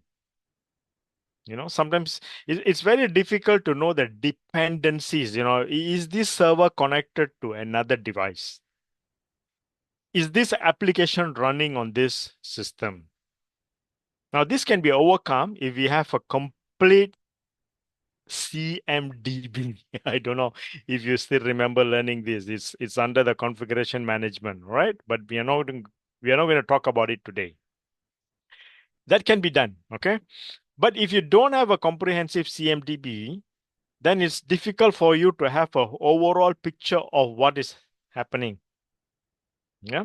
So you got to do a thorough risk assessment, like, asking the right question with the engineer, technician, or sometimes the implementer, yeah, about that particular change. Now, when we look at the type of changes, there are a few type of changes normally, right? Standard changes. These are changes that are usually pre-approved, low-risk changes that can be carried out. For example, a routine password reset, standard software installation, we consider them as standard changes. In ITIL, we call them also pre-approved changes. Why? Because it's low risk, it's less complex, it's repeatable. Yeah. On the other hand, the normal changes are the ones that requires assessment. Each time the change is different. It's not the same change. So you need to assess the change. You need to evaluate the change. You need to ask the right question. And this is usually done by the CAB, Change Advisory Board. But of course, ITIL 4 uses a different term, all right? How many of you remember what is the new term in ITIL 4? ITIL 4 uses the term change authority. Change authority, but the function is the same like a CAB. Yeah? To review before the approval. Yeah? This is normal change. But we also have something called the emergency change. This is usually in urgent cases. Like, there is a critical incident, or maybe like security vulnerability. Suddenly there's a malware, or maybe there's, some ransomware, whatever that's causing issues that you need to put in a fix, right? And in that cases, the approval has to be expedited. Yeah. Now, this is what typically happens in a change, right? To authorize the change and also to schedule them, right? Usually for normal changes, we need to put this into a change calendar so that everybody is aware when these changes are taking place. Yeah? So I include here a simple real life example. Let's look at the campus network. A major university plans to upgrade its core network infrastructure during spring break or your semester break. This normal change undergoes thorough CAB review, including risk assessment, rollback plans. Okay, sometimes we refer to this as backout plans, or ITIL uses a term called remediation plans. Yeah, and also communicating the strategies and testing protocols. So the structured approach prevents potential campus-wide outage. You see, if they don't properly plan this, what will happen if they roll out this new network and suddenly there is some issues? It can affect students, it can affect lecturers, academics, staffs of the university in a large campus environment. Yeah? So it has to be properly evaluated in order to prevent such major outages. When a change is properly done, it goes out smoothly. Yeah. See, a lot of times the changes are rushed into, without proper assessment. Like just 2 weeks ago, I was talking to one client and I was training that group. One of the major issues that they have is that, they rush into the changes. They go ahead and perform the change and then realize the change is not successful. And the head of the ITSM has got a lot of concern. So she told me, Tony, please ensure that the team who attends the training get this knowledge in their head. We don't want them to like rush into changes. They have to properly assess the change, because if they don't assess the change properly and the change fail, it creates an incident. You see, a failed change can create an incident, and this incident can then affect customer satisfaction and customer experience. So you see, as much as how service desk plays a vital role, incident management to restore service, problem management to prevent, change has got a key role as well. Many years back, I used to be a change manager myself. I used to work with a global IT organization in a regional position, and we had a lot of changes taking place. I have to ensure that, all changes are reported to us in the CAP. We evaluate before we give them the approval. If we don't, then it's going to cause a major havoc to the organization. So that is on the change part. Yeah. Now the service level management part. Okay. So service level management is used to measure the metrics, measure the performance metrics. Yeah. So there are two agreements here I'd like you to take note of. One is called the SLA. So the SLA is actually a commitment between IT and the business. So the IT department commits to the business units, business divisions. Maybe like, for example, like in a campus, you have an IT. The IT department maybe commits to a school, a particular school, a faculty. Oh, this is the service level that we can give you, maybe in terms of your network or your student system, LMS or whatever. Yeah. Like 30 minutes response time for a priority to incidents. Then we have the OLA. This is an agreement. This is an internal agreement between IT teams specifying support responsibilities and handoff procedure. This is like between team A and team B, between service desk and network team, between service desk and desktop, between service desk and maybe server team. This is an internal agreement. So these are the two type of agreements that we have. Okay. Now the performance metrics we are talking about is like 95%, for example, like compliance target rate to achieve 95% for response time, or maybe 85% success rate. We just talked about the change, right? Change implementation. So we can use these type of matrices, or 99.9% uptime. Yeah. So once we have all of this measurement, it can be for incident, change, or whatever, we can measure the performance. Yeah. So those are the practices. And let's now look at the tools. Yeah. So you can have the practices, but if you don't have a tool to automate it, it's going to be difficult. You can't be writing on, pad, paper, sticky notes, and pass around all of these things. Those are ancient days. Ancient days, when I started working in 1991, like 34 years ago, we used to do that. We write things on sticky paper, yellow sticky note. Do you all know what is a yellow sticky note? Maybe some of you are using it, some of you may not. It's something like this, right? You write on a sticky paper and then you pass around the incident and the customer details. Gone are the days. Now everything has to be automated. So there are a few tools, like ServiceNow is a well-known popular tool in the market. A lot of organizations, my clients are using them a lot. Some use Jira service management, some use Fresh Service, some use Manage Engine, some use BMC Remedy. Yeah, all of these are tools. Now these different tools come with capabilities. They provide mainly a system to create tickets, to route the tickets, right? To automate the workflow, right? Like you want to send this from one team to another. It also track the times and then give us real-time dashboard, especially for management level people to see. It also contains knowledge base, like you can search for knowledge base. If you're reporting, let's say, router down or Wi-Fi down, maybe you can even pick up knowledge base based on your keywords and give you some, recommended scripts or what do you call it? Solution, diagnostic scripts and all that. Yeah.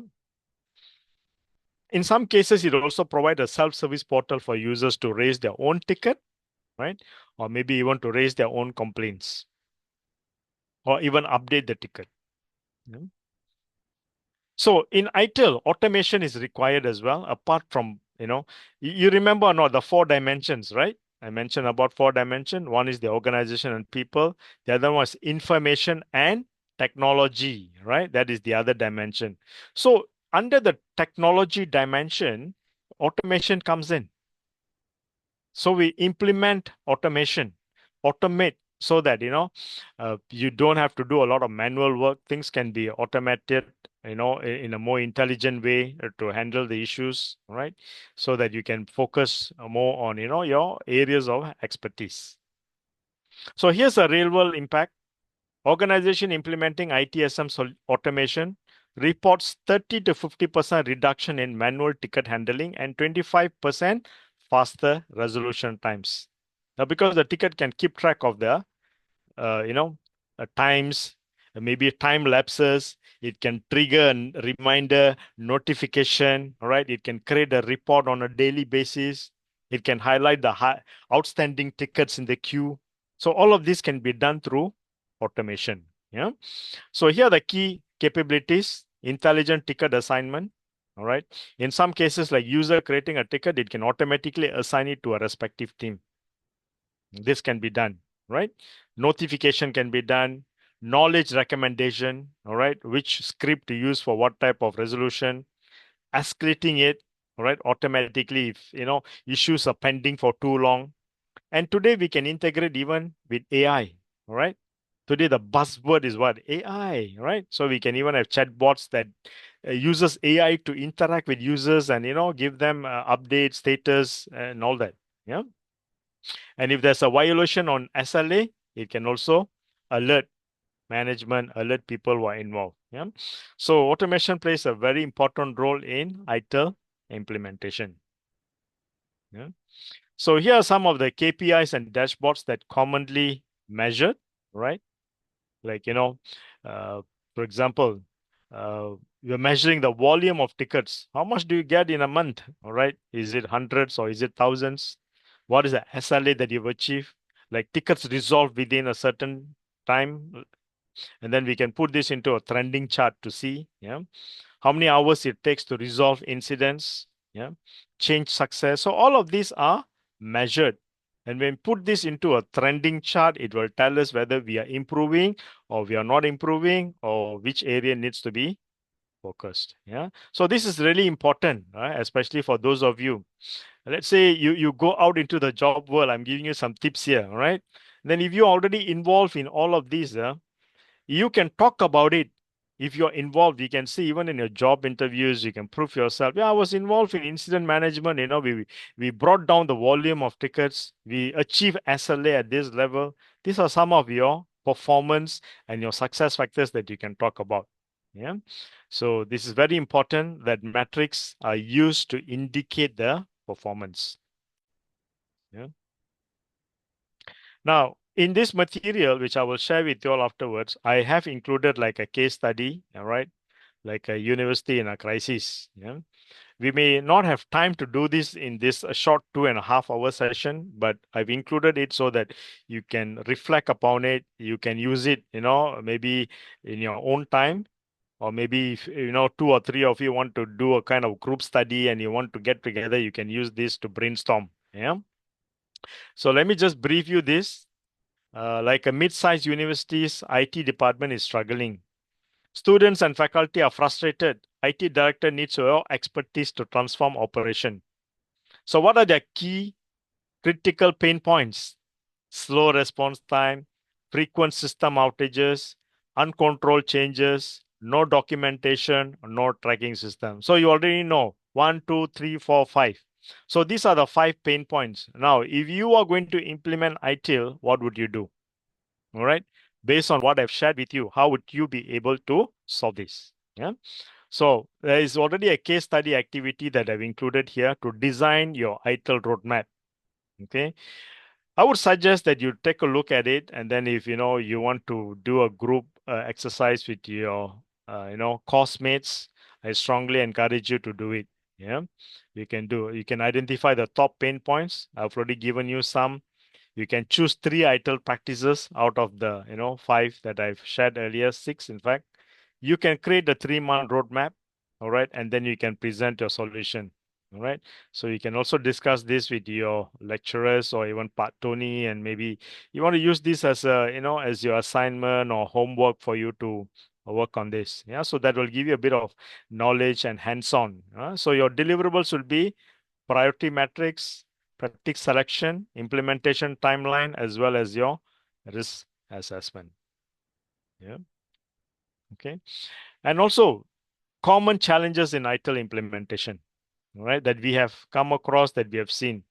Number one, resistant to change. Yeah. So who would resist? Usually people, right? People are the one who resist the changes because they're so used to being very comfortable. Okay. In some cases, poor documentation, right? No documentation is, done properly. Yeah. Maybe even an incident, a change, or maybe in creating knowledge base, right? So all of this can create issues. Yeah. Siloed teams. Yeah. Now, in fact, ITIL 4 is trying to break down silo mindset. Uh, Something I'm going to ask you. Do you all remember learning about the seven guiding principle? Yeah, right? If you remember seven guiding principle, there's one principle that talks about, breaking down silos. Okay. It's called what? Collaborate and promote visibility. Yeah. Collaboration and promoting visibility is breaking down silos. So if organization want to operate in silo, that's going to create a lot of challenge in implementing ITIL. Yeah. And also lack of training. Yeah. Like I said, mindset got to change. People's knowledge needs to be improved. Without this, you can have the tools, you can have documented process, but you can't, because ITIL Force 4 dimension of service management talks a holistic way of implementing ITIL. It has to be holistic, yeah, which means it has to be balanced. Yeah. Okay. And also underestimating the effort. Leaders expect ITIL to like magically change, but sometimes it cannot. It may take a long time. Like in my own experience, we have said 6 months, it dragged on to 1 year. You said 1 year, it drags to 2 years. This has happened because organization keeps shifting their, milestones, and because they are faced with many different challenges in a real world. Yeah. And also some have the tool first mentality. Yeah. So buying software doesn't fix broken process. They just go and select a tool and buy it, but not necessarily fix everything. Yeah. Because your process design must come before tool selection. Yeah, so this is very important. So here's a real world insight. Studies show that 70% of ITIL implementation face significant resistance. Success requires equal focus on people, process, and technology, not just tools. Everything in a balanced way. Yeah, so from a 4 dimension perspective. Okay, so we are almost coming to the end here. So this is what I've covered so far in terms of ITIL. Implementing ITIL, and I believe all the things that I've shared has increased your knowledge today. Let me open this time for question if you have any questions. Has anybody got any questions? Oh, thank you so much. This is from Mohammad Jeffrey. I'm very inspired by a topic about enthusiastic beginner with a foundational understanding of ITIL and have great inspiration in this field. My questions are, what is main step or investments that I should prioritize from the very beginning of my career to reach expert level? Okay, that's your first question. Second, are there any specific small projects or program I can create to demonstrate my understanding, convince a company in the recruitment process? Okay, let's tackle one question at a time. First question, what is the main step or investment that I should prioritize from the very beginning of my career to reach expert level? Well, you see, your ITIL qualifications are offered by PeopleCert. If you go to PeopleCert website, you can see you got to start from foundation level. So from foundation level, they provide you different tracks. Like, you got a strategic leadership track, you got, a specialist track. So you can choose different tracks depending on your job role that you're taking and your ambitions. Yeah. And then you can move up. Right. So the many exams that you need to take in order for you to reach the highest level, and it's really a journey. It's typically a journey. Yeah. So it depends on how much time you're going to commit and take. Definitely the path is available. With your dedication and your motivation, you can definitely achieve it. That is number one. Investment wise, well, you got to go and check on all the different exams got different prices. All right, so that's just exam and then the training as well. So combining all of this, uh, could cost you a substantial amount. All right, a substantial amount. You go to the website and check, it give you indication. For example, off the mind, one intermediate exam can cost you about $700. So imagine you got to do 5 to 6 exams, how much of investment you need. Yeah, you can work that out. Are there any specific small projects or portfolios I can create to demonstrate my understanding, convince a company, and recruitment process? What do you mean here, recruitment process? Like, are you trying to secure a job for yourself? Is that what your question is? Are there any? Would you like to unmute and ask me this question or clarify, please? Muhammad Jeffrey? For job. Oh, okay. So for job. Oh, no problem. I understand it's noisy for job. So you want to showcase that you've done something. Ah, okay.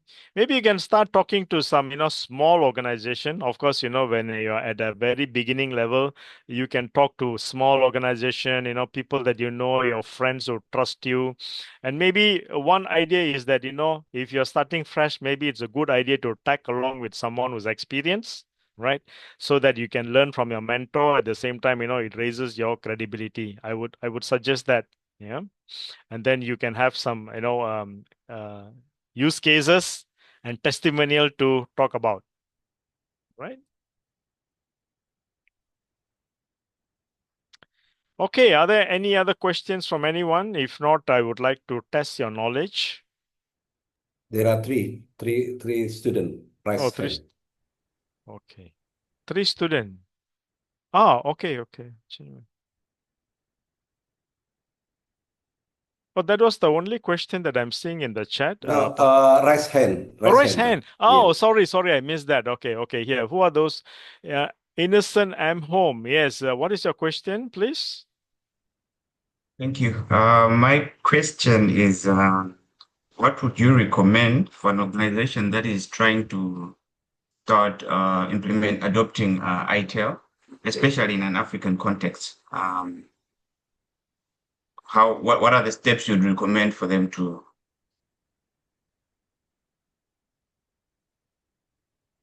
So you're asking what are the steps for an organization Like to?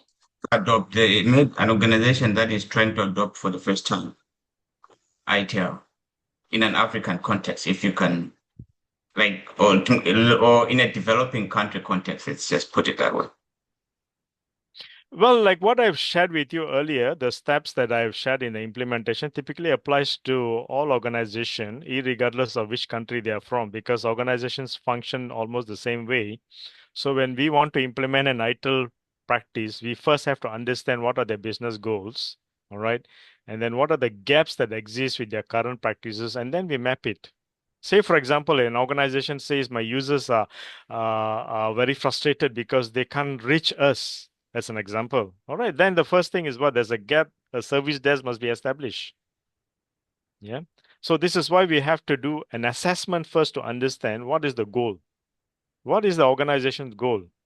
And then we try to understand what are the missing uh, pieces or missing puzzles so that we can implement them first on priority. So whether it's in Africa, whether it's in Asia, whether it's in Europe or US, it's the same method that is being used across because, when we're implementing, it's almost the same. Just that, tweaking here and there a little bit to suit your culture and, your organization needs may vary a little, but generally the steps are the same. Yeah. Okay. I hope Yeah. that answers your question. Yes, it Okay. does. Thank you. Yeah. Okay. Next, there are two other persons who raised their hand, right? Muhammad Adil, is it? Adil, did you raise your hand? Yes. Yeah. Okay, so I want to ask about the change enablement. Let's say we already choose someone that for a specific person to become a change authority for emergencies. But let's say what happen if we cannot contact them? Let's say if they go to sleep and then or something happened to them. Can can we as an operational team like fix the problem first without giving more information to the change authorities, or we should just wait the guy that the guy that have the authorization to come back but watch let's say system burn, something like that. Yeah. Okay. So this is a very interesting and a practical question. All right. Are you still a student or are you working already? Are you a Uh, professional? no, I'm still a student. Student. Okay. But the question you're asking me is like a working professional. Anyway, it's good. See, you see, in some organizations, they have backups already for the change authority. This is the primary person who is not reachable, who's the secondary person. All right. So it's very important to have this structure in place because emergency change can happen at any time of the day. Could be middle of the night, could be during a weekend on a holiday. So sometimes you don't know, right? And that person could be traveling or maybe in the plane you can't reach, but it's an emergency situation. So you need to have backups available in case that person is not reachable. That's number one. Number two, some of my clients, what they do is they go by consensus. All right. So they have, let's say, 10 senior level managers, who are part of that CAP or change authority. And at least you need to get a majority approve. Then you can go ahead. So it's always important that the change authority gives you an approval, especially in a emergency situation. But it's important to have a kind of metrics established for various kind of scenarios. Like, someone is not reachable, what do I do? And if the A is not available, can I go to B? If B is not available, what is the next option? This should be well documented. Yeah. And I would suggest this is the best approach to take. Okay, so we need like some what if scenario that written on the paper so that the operational team can Yes. do what oh Correct. okay. Yeah. Yeah. All right, thank you. Yeah, you're welcome. Okay. And the next question is from Malvin. All right. Thank you for the opportunity, Mr. Tony Albert and Mr. Tony Dwi. Sure. Okay, so for context, I am a final year student, undergrad. Currently, I'm writing a thesis on content analysis actually, a methodology for government IT master's plans on Indonesia provinces. As what Mr. Tony said before, mostly Indonesian regulations based on ITIL. The issues or the challenges that I found during my research on my thesis is that I'm using secondary data. So I don't have any primary source of data to assess. So mostly I'm using data from statistic or from statistic and such. Do you have any suggestion? What are the key indicators or artifacts or documents to be the assessment or the indicators for my thesis? What is the objective of your research? I want to assess to find gap because on the implementation on Indonesia provinces there is pretty much gap for context. I'm trying to find the regulations from provinces. So in Indonesia, it was separated on some kind of difference decentralization, we could say. So from its officials, from its provinces officials, they have their own regulation, Okay. a more specific regulation. The issues are from one to another provinces. They don't have the same or we could say same standards. And I'm trying to find the gap or what are supposed to be the standard for the regulation, or we call it here SPBE, Sistem Pemerintahan Berbasis Elektronik, or we could say electronic-based government system, because Indonesia's government trying to digitalize their government. Yeah, maybe you can compare maybe like in the case of Malaysia, Pak Tony Albert. For example, a student, they are looking for the issue, the issue of the IT implementation or IT Yes. management in every city in Malaysia, for example. Is there any report or official report can be found like in Malaysia, or is it like just document belong to consultant or belong to local authorities, or how can we know? How can we know the issue? How can we know their standard have been implemented in one city to another city, something like that? Is it possible to find that kind of that kind of resources. Yeah. Well, I personally have not come across such, data openly available in Malaysia, especially for this type of things. Yeah, only now that we have established ministries, a digital ministry that looks after, the digital aspects, the cyber security, the AI, those type of, ministries are being established, but I think data is not widely available. And this type of data, if people don't share, that's going to be a challenge. So I do understand, what Malvin said, you're relying on secondary data. If you want primary data, then you have to reach out to this organization and whether they are open to share or not, willingness to share. Some people, they think it's proprietary knowledge. You share this may end up in competitors' hand. It may be a disadvantage for them. So these are the concerns of a lot of corporates and organizations, you know. Yeah. So I do understand the challenges, but I don't have a right answer to that. Maybe we have to start, looking at maybe we're going to do more, see if there's other research papers written by other authors somewhere else in other parts of the world. Maybe you can emulate, the research strategies and how they came up with the thesis findings. Yeah, so that's my take of it, based on what I have learned and what I've known. Yeah, but we are still learning and discovering new things. So I don't know, maybe with the advancement of ChatGPT, AI, maybe this data could be easily researched using certain deep research tools that's available. Maybe you can try that and see if that's feasible for you to find those kind of data. Interesting. I might even want to find it out myself. Yeah. Thanks, Pat Tony, also for your valuable input. Yeah. All right. So I think we are almost like 2 minutes before we wrap up. So I actually prepared a quiz for everyone, but I think time is of essence. We may have to wrap up the session in 2 minutes. Over to you, Pat Tony. Yeah, it's okay. If it's still okay, we still have. I mean, if you want to give some short quiz, yeah, Yeah. so we can measure how much they still get the Okay. point. Yeah, Okay. it's So a good idea. okay, let's do that then. So the way this quiz works is you need your phone to participate. All right. So have your mobile phones ready, everyone. Okay, have your mobile phones ready, and I'm going to share the screen.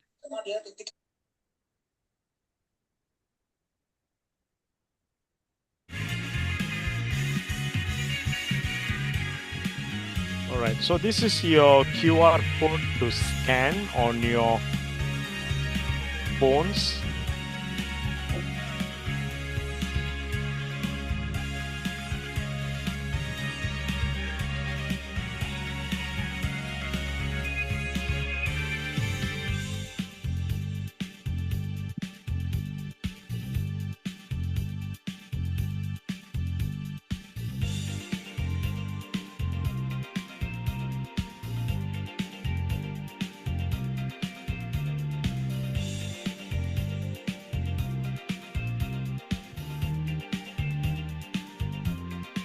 Okay, so you can scan can you see this QR code on your screen?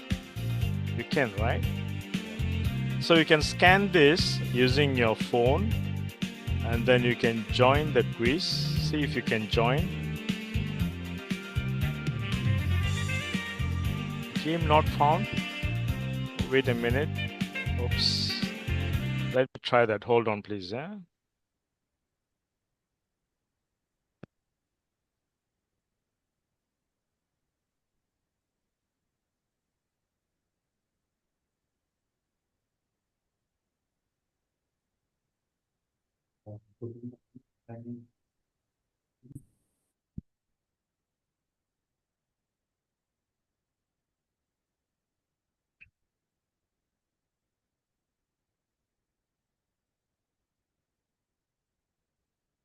Let me see. Hold on.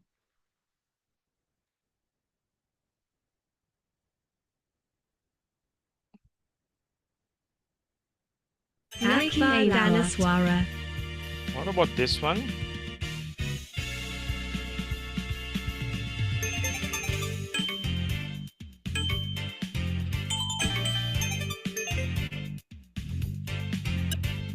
Pramoon, Uncle Ice.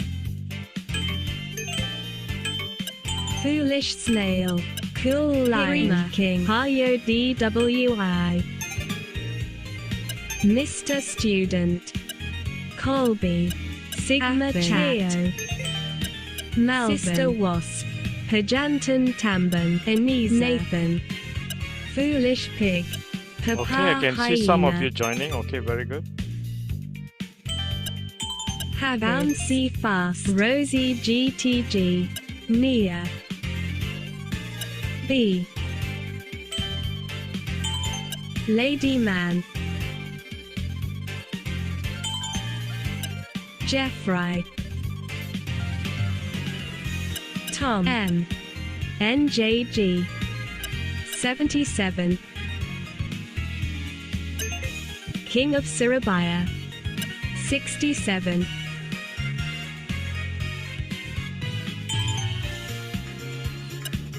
Sigma Male, Okay, we're going to start Indonesia now. underscore Anthony, D, If you Sad join Boy, halfway, there will be a pin number at the top, 717603. You can actually enter the pin and then you Soba can join. Tufosi,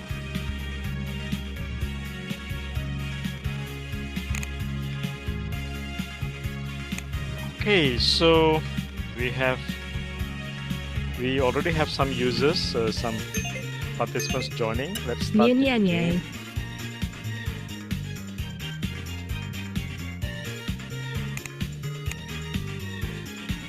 Okay, so here we go. You will also have the option to answer this from your phones, yeah? You can answer this not quiz found, from your phones.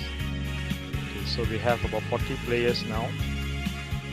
Okay, let's start. Captain Cactus, Quiz.com, play and create. Round 1 of 3, choose a quiz for the next 4 questions. Oh, wait a minute. I think that's the wrong one, I think. Hold on a minute, yeah? Just a minute. Sorry about it. Something went wrong here.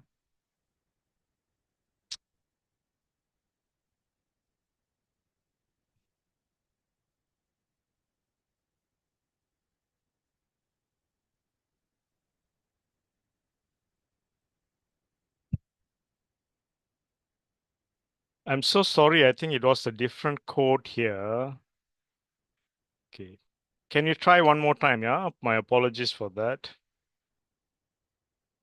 It went to the wrong. Yes, I think this is the one. Yeah, this is the one. So sorry about it. My apologies.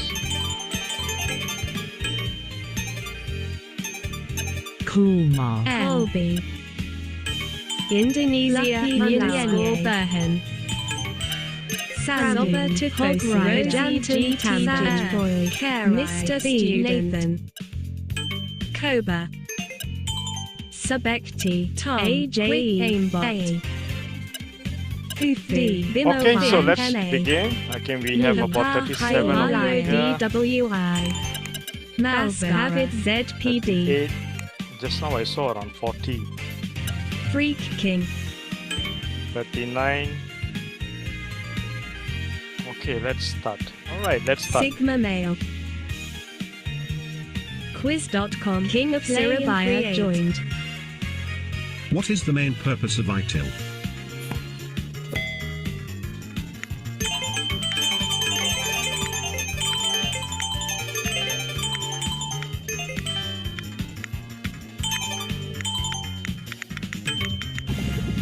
To improve service quality and consistency.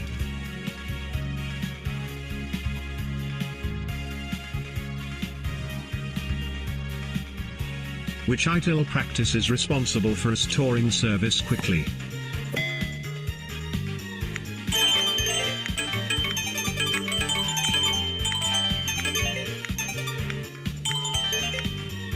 Virju Haryanja joined. Incident management.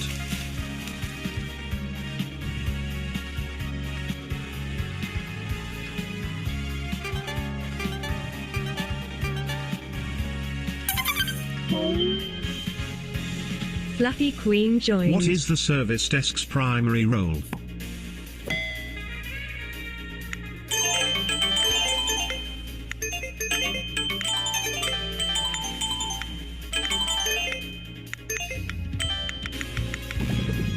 Acting as the single point of contact for IT issues.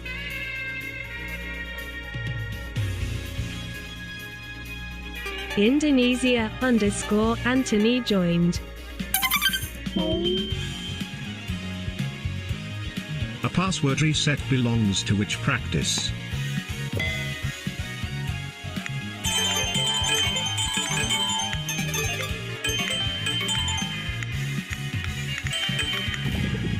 Service request management.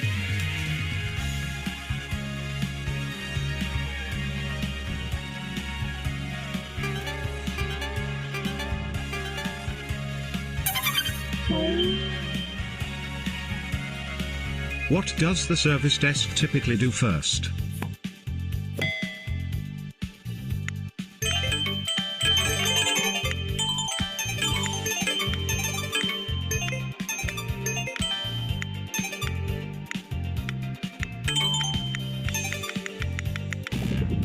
Log and triage the ticket.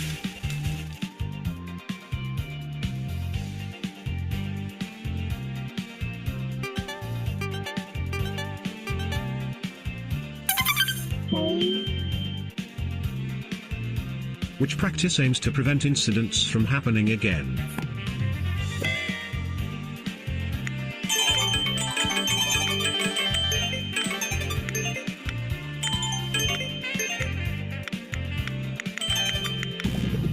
Problem management.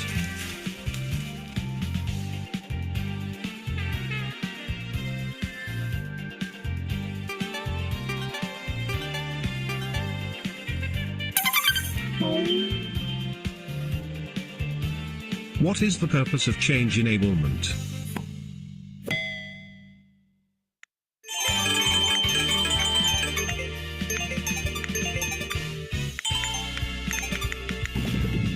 To ensure changes are safe and approved. Fluffy Queen joined.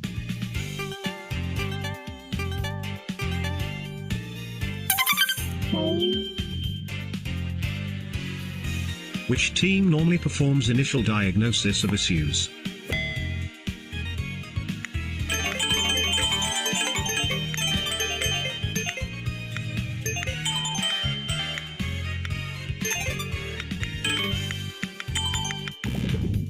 Service desk, level 1.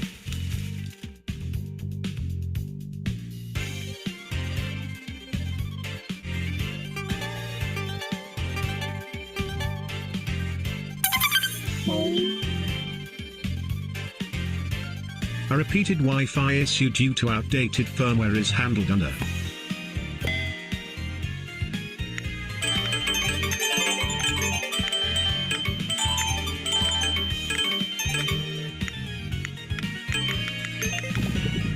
problem management.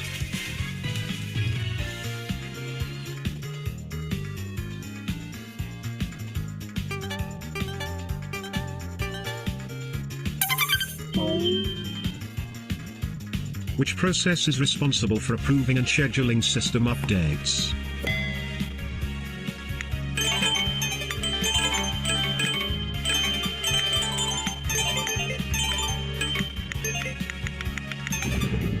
Change enablement.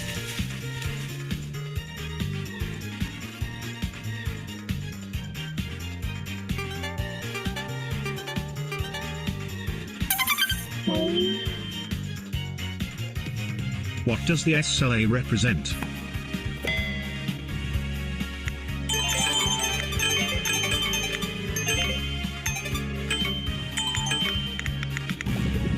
Agreement between IT and the business on service levels.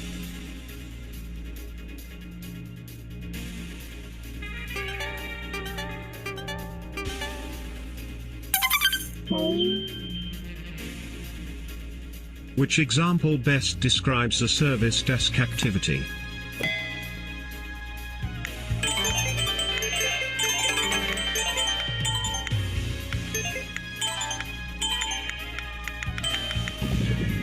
Communicating outage updates to users.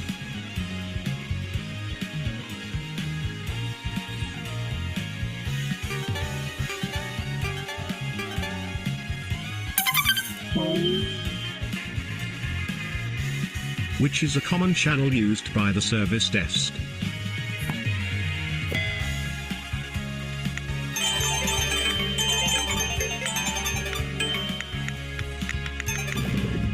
Phone and email support portals.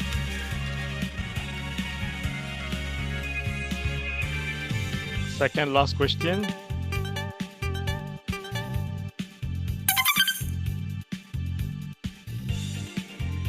Final question. Double points. A major incident in a university could be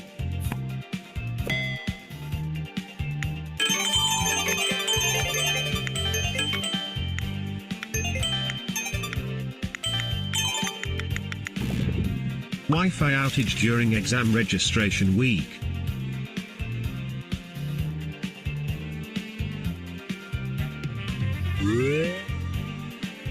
Okay, Third so we place, can see the winners. IODWI. Second Yeah. place, Nyenyenye. And the winner is Melvin. Winner. Marvin, congratulations! Congratulations! Well done! Cool. Wow. Many of you got this answered correctly. Yeah. So that means you have been following up on the session. You've been attentive. You have paid a lot of attention. That's why you could answer those questions. Yeah. Very good. So congratulations to the winners and to all who participated. Yeah, wonderful. Did you enjoy the quizzes? Did you enjoy the quiz? Did you enjoy the quiz? Can you put this into the chat if you did enjoy? Did you learn? Yeah. Nice, nice. Awesome. Great. Yes, awesome. Very amusing. It's a way to test our knowledge as well, right? So hope you all learn. It's okay to make mistake. We learn from mistake. That's part of learning. Yeah. In learning, I always say it's okay to make mistake. Important, we learn from the mistake.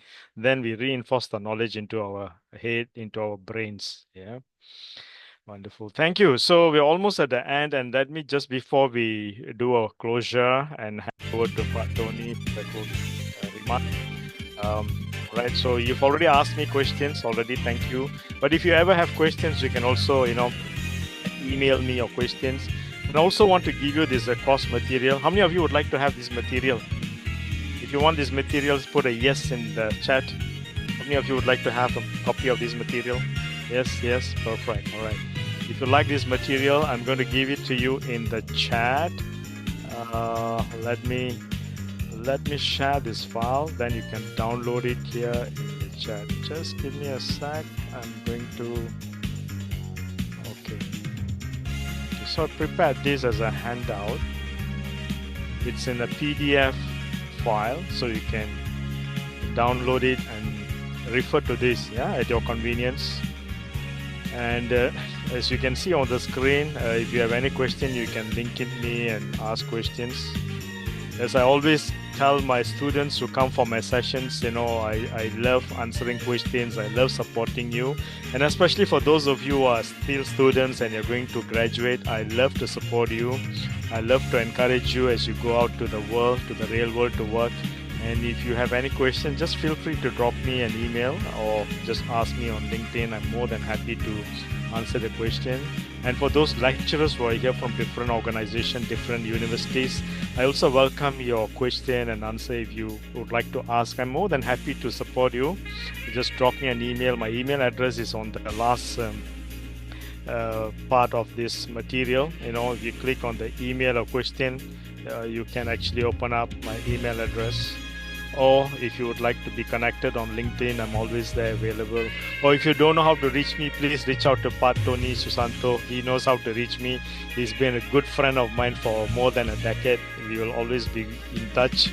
So you can come to me through him, not an issue as well. All right. So whatever, you can always refer back to Pak Tony Susanto. He's there to support and guide everyone. Yeah. So with that, I really want to thank the university, all right, ITS, and especially Pak Tony for giving me this wonderful opportunity to share my knowledge with all the students, with all the lecturers, professionals in this group. Yeah, so thank you very much, Pak. Thank you very much, all the students and everyone for participating in this awesome session. Yeah, so over to you, Pak Tony. Thank you so Yeah. much. Thank you. Thank you so much, Pak